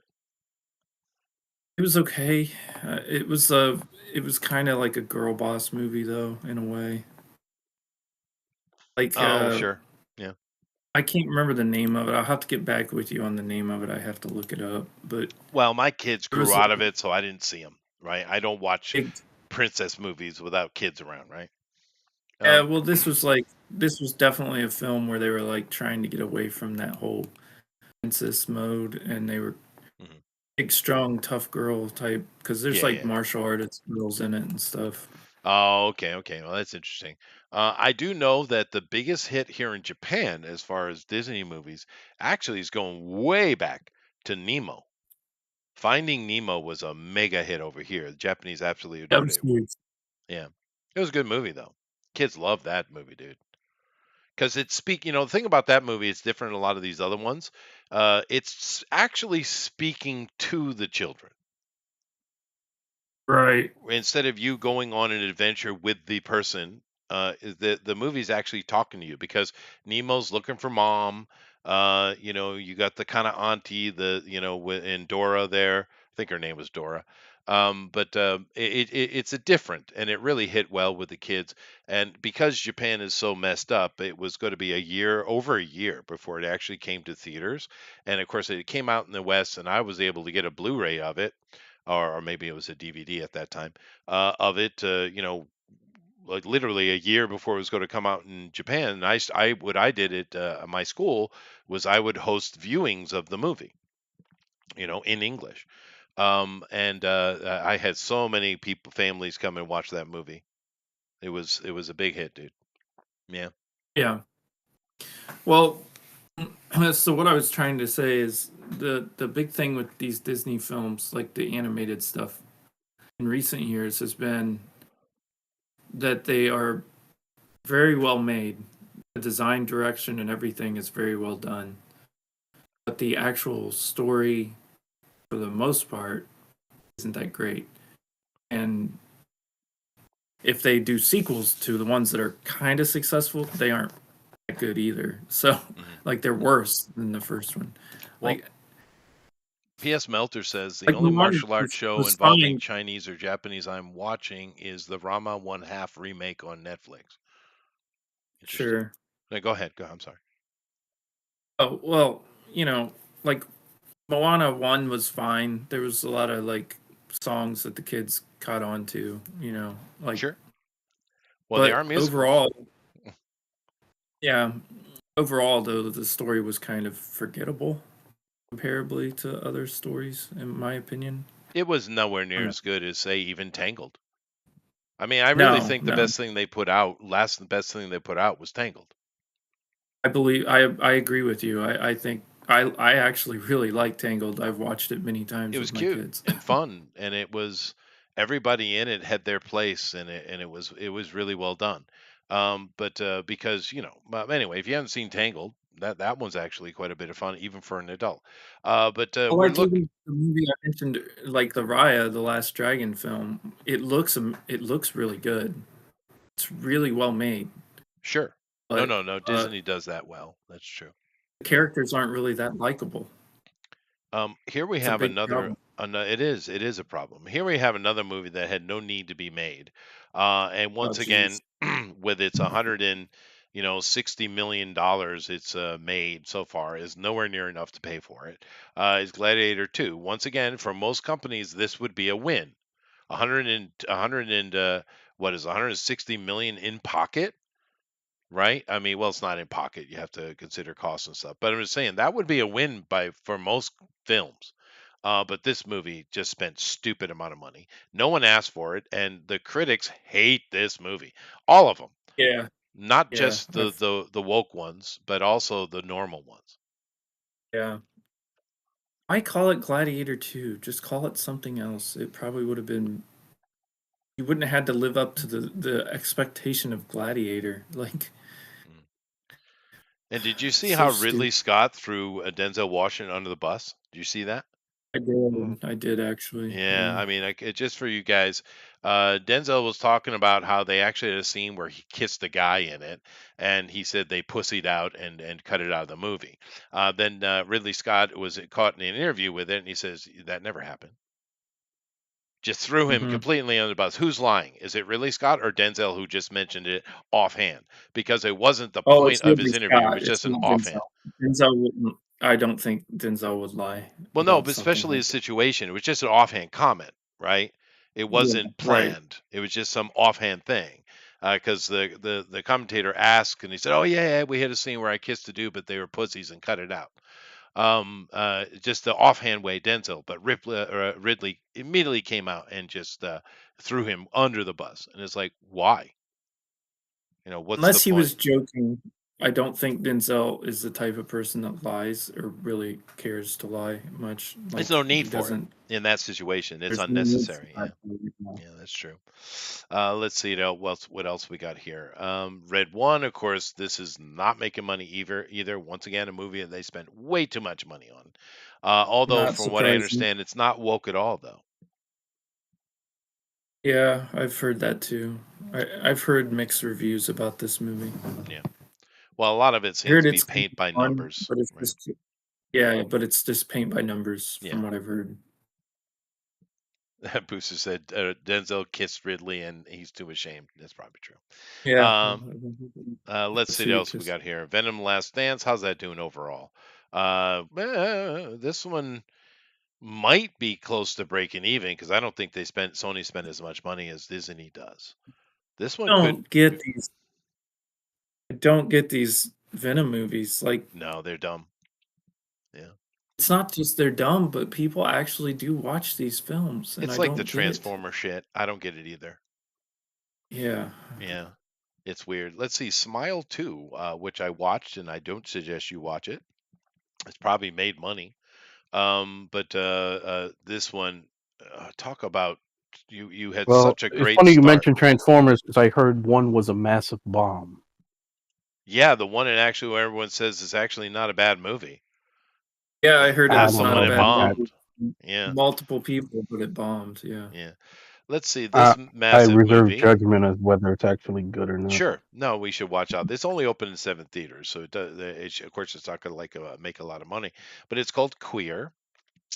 Okay, 1950s Mexico City, an American expat in his late 40s leads a solitary life amidst a small American community. However, the arrival of a young student stirs the man into finally establishing a meaningful connection with someone. Yay, gay power. Okay. Let's see what else. Another new one here. The seed of the sacred fig. This has made a little bit more money. Probably made money. It looks like a cheap thing. An investigating judge Iman grapples with paranoia amid political unrest in Tehran.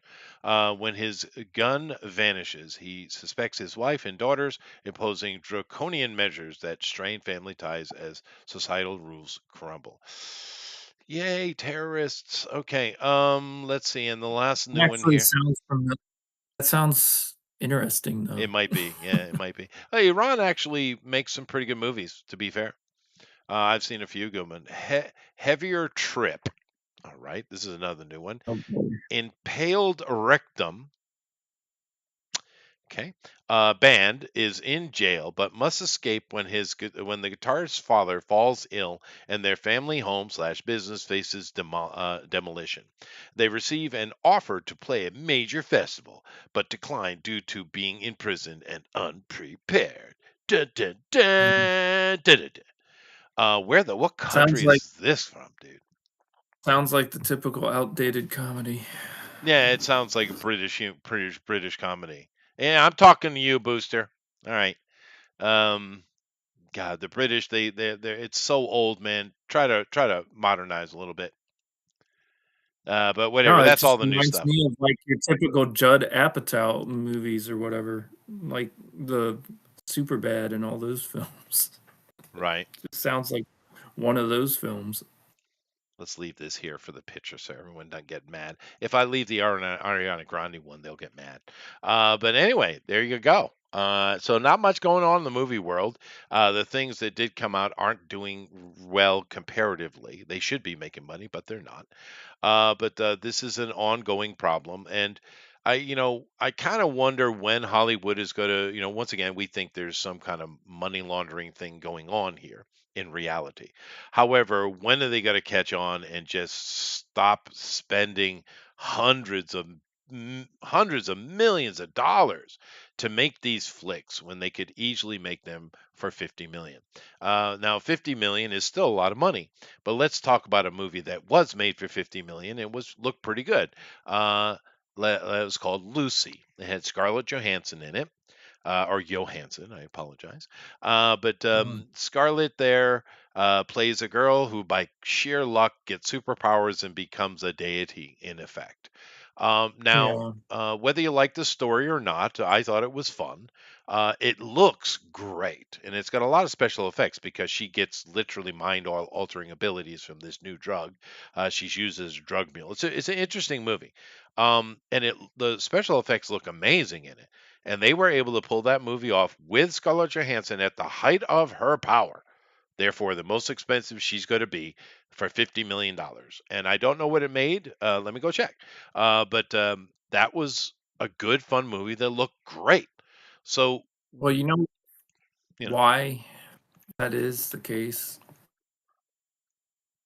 go ahead. Look who the director is. You have to look who the director is for some of this stuff.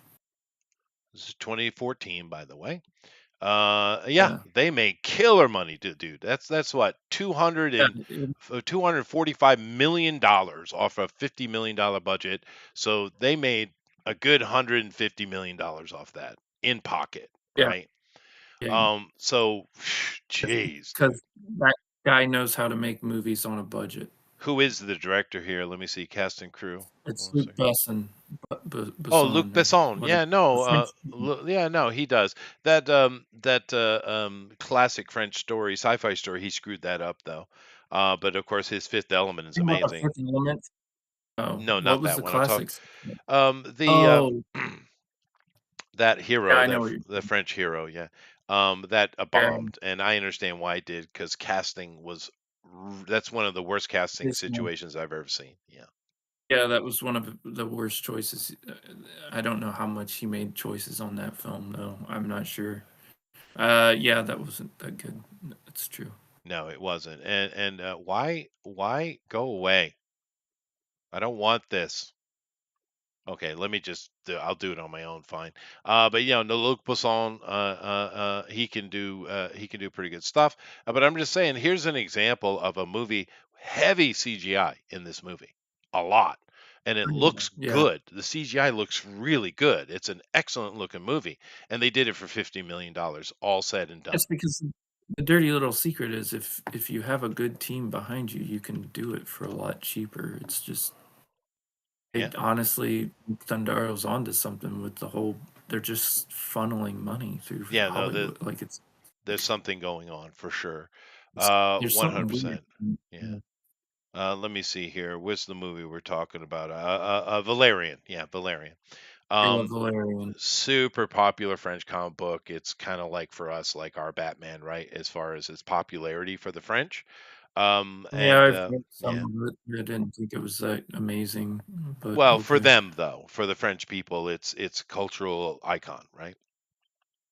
Sure. Yeah. But yeah, Valerian, and honestly, it was too long, a little bit long in the tooth, which would be Besson's fault. But the casting in this movie was so ridiculously bad, dude. It was, oh my God, I can't even tell you because I've read the comics too, right? And you're right, I agree. I didn't. They weren't impressive, but they chose as Valerian Probably himself. French comics out there. Yeah, sorry, French people, I guess. But Dane DeHaan, now, well, Major Valerian in the comic books is literally, he's French. He is literally the man. I mean, Yeah. as Thundera likes to say, the Chad, right? Yeah, very much so. Yeah. Super Chad. But yet they hired Dane DeHaan, this little twig of a boy. Yeah.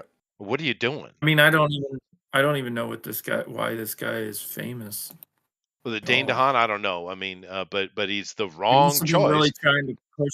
They must have really been trying to push him for some reason in this. Well, Well, it's just like the girl too. The girl was a terrible yeah, cast which too. I'm She going to can't get act. to. Yeah. But Clive Owen, now that guy would have been a better Valerian.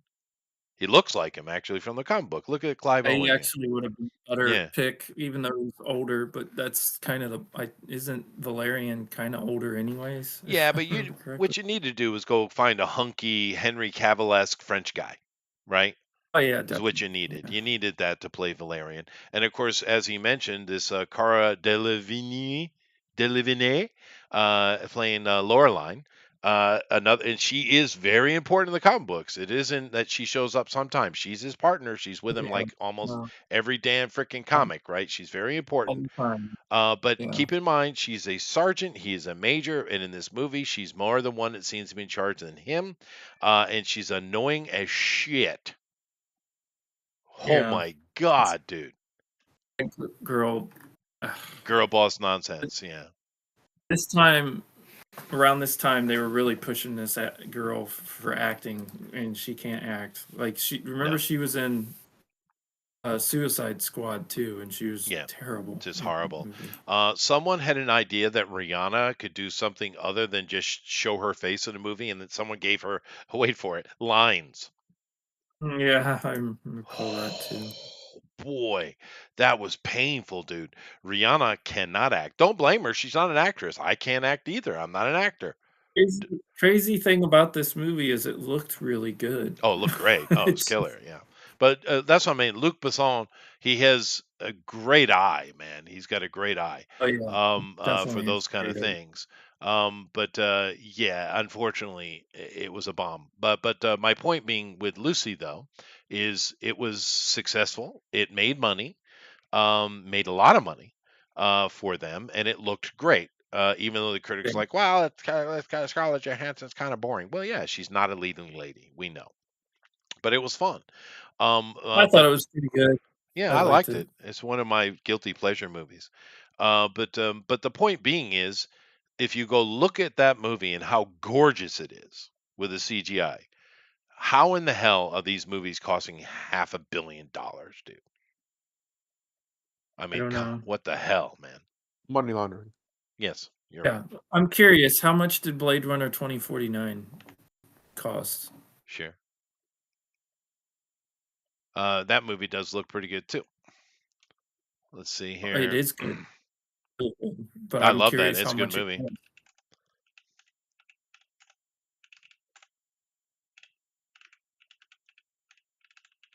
Was it 2049, right? Yes. Yeah. Here we go. The numbers.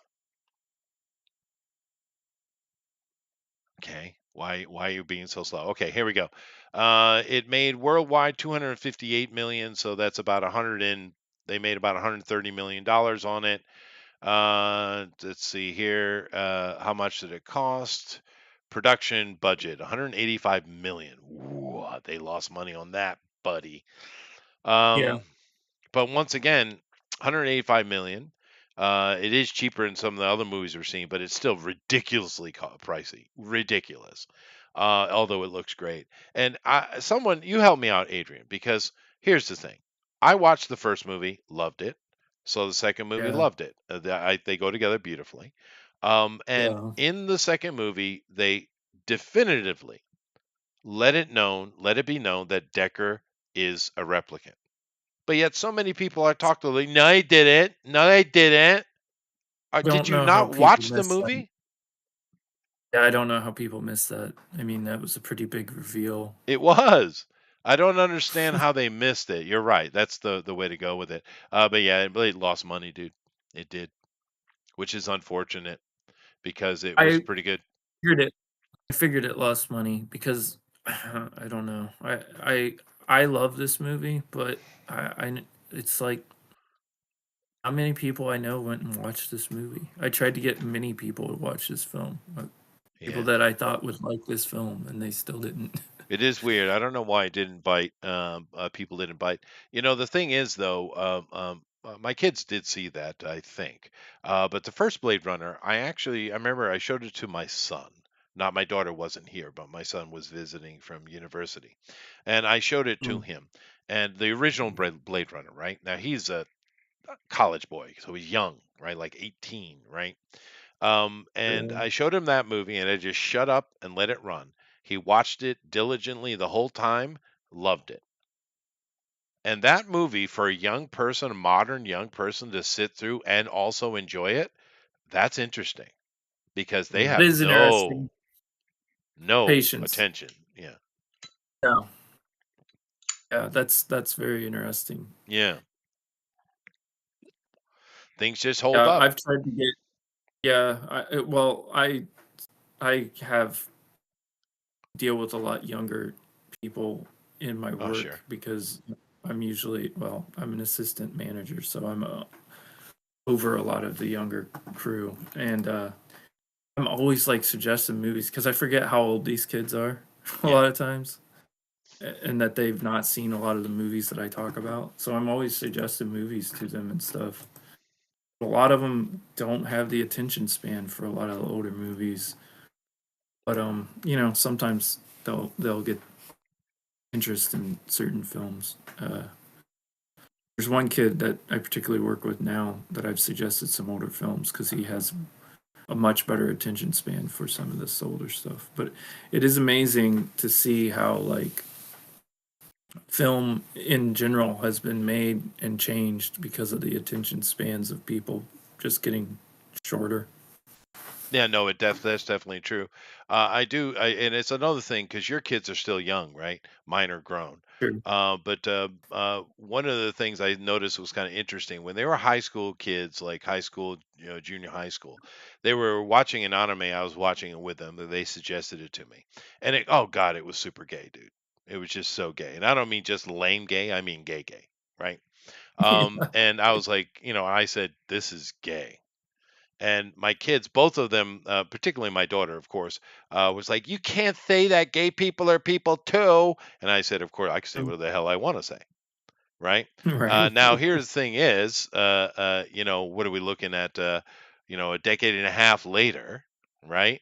Yeah. We were watching once again. They all came back and they always want to find an anime I might like, right? Because they love it, and Yeah. they were showing me this thing. It Yeah. was better, and they had a scene come up, and both of them almost simultaneously said, "God, that's gay." I laughed internally. They had no idea of my laughing, but I was like, wisdom comes with age. Yeah.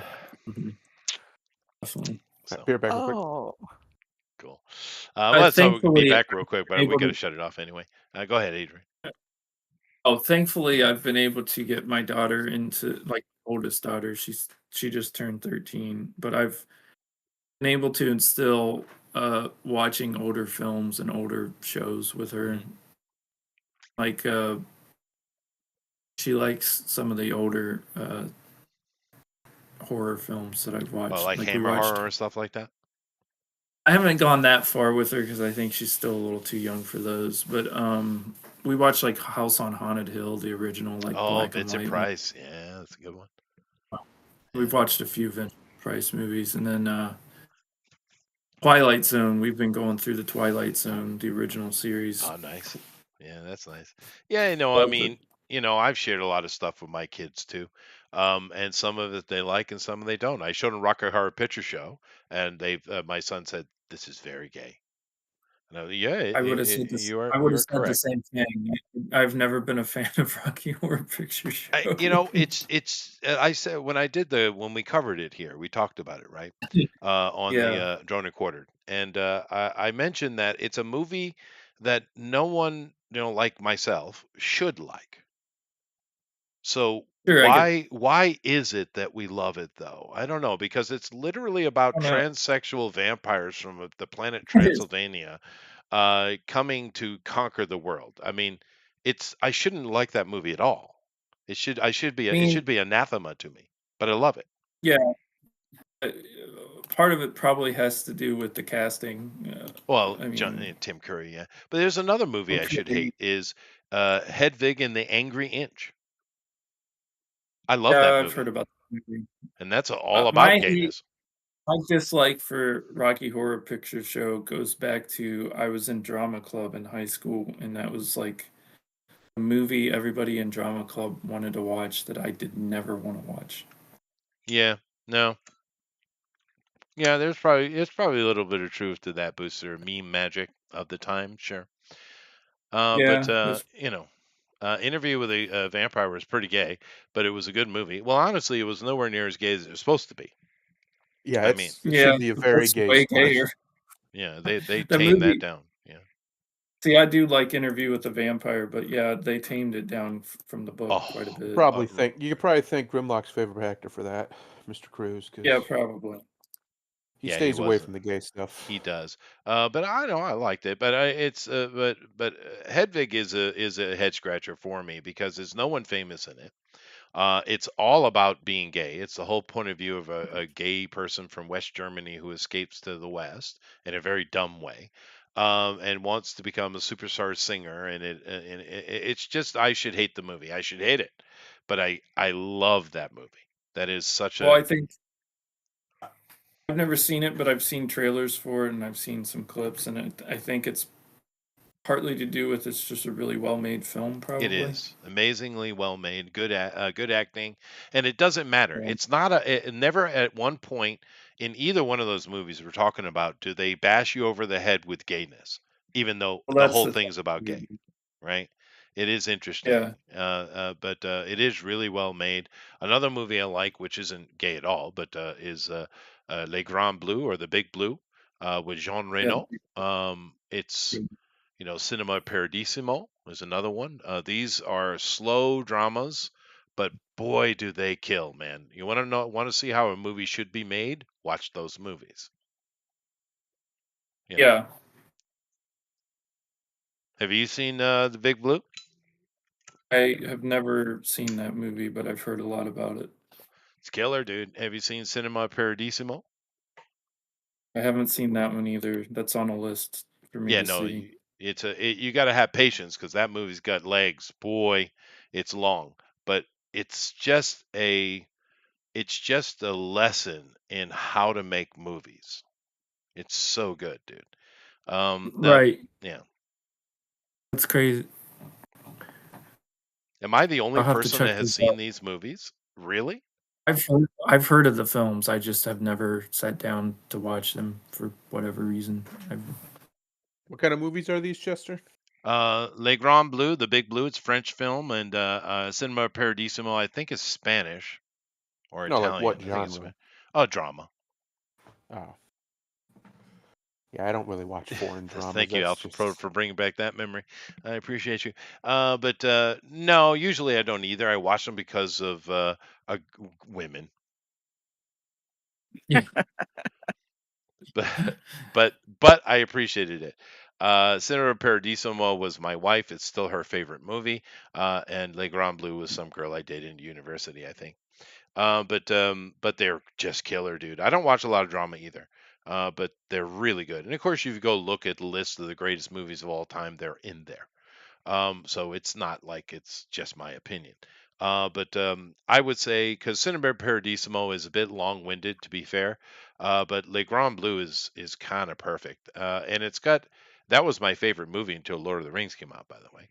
But Mm. it's got Jean Reno, and most people I only like know, him. yeah, he's amazing, but most people only know him from The Professional.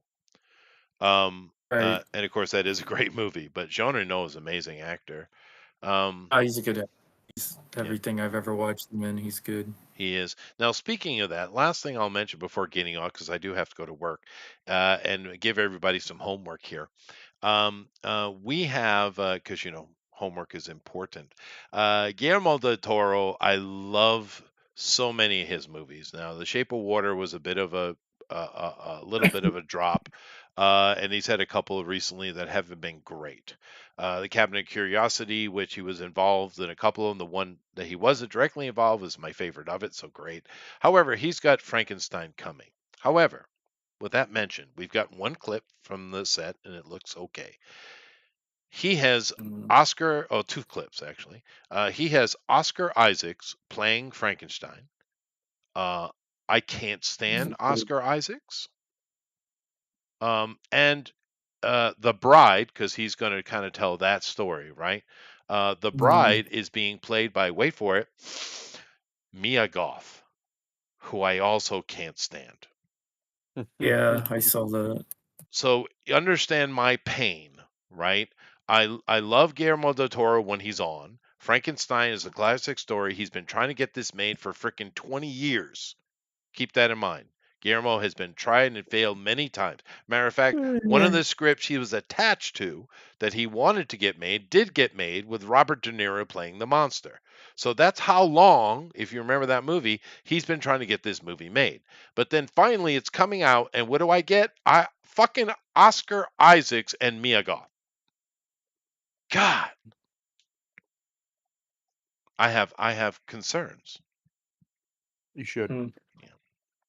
Anyway, I have to go. So, lady, would you like to say something to the people?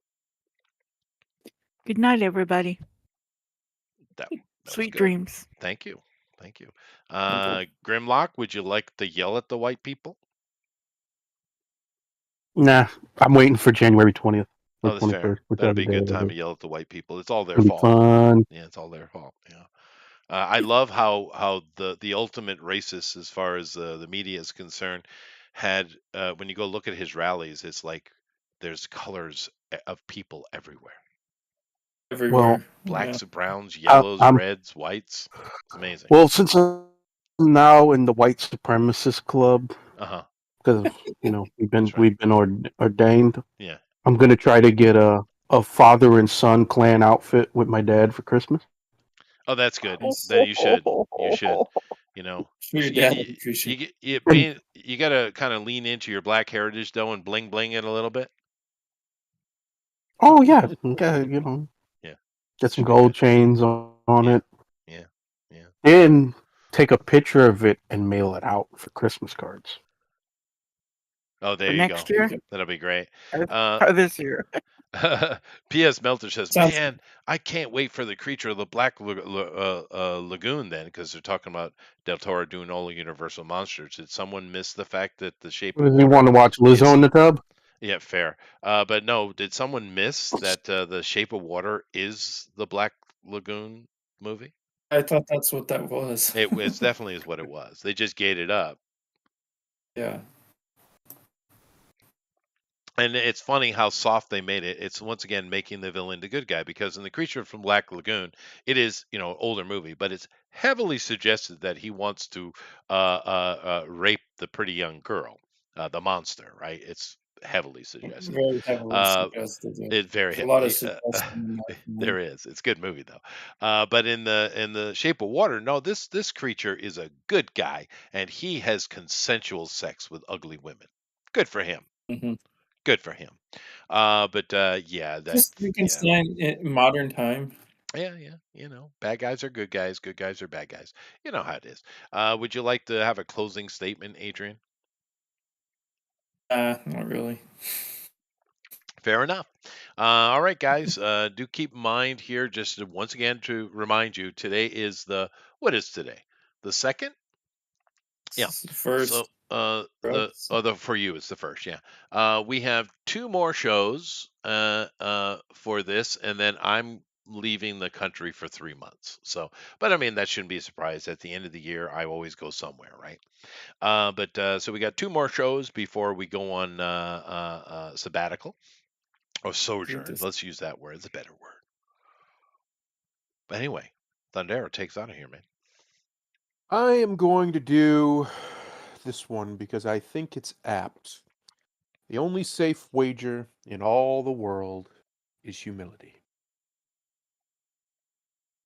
Namaste. day. Good night.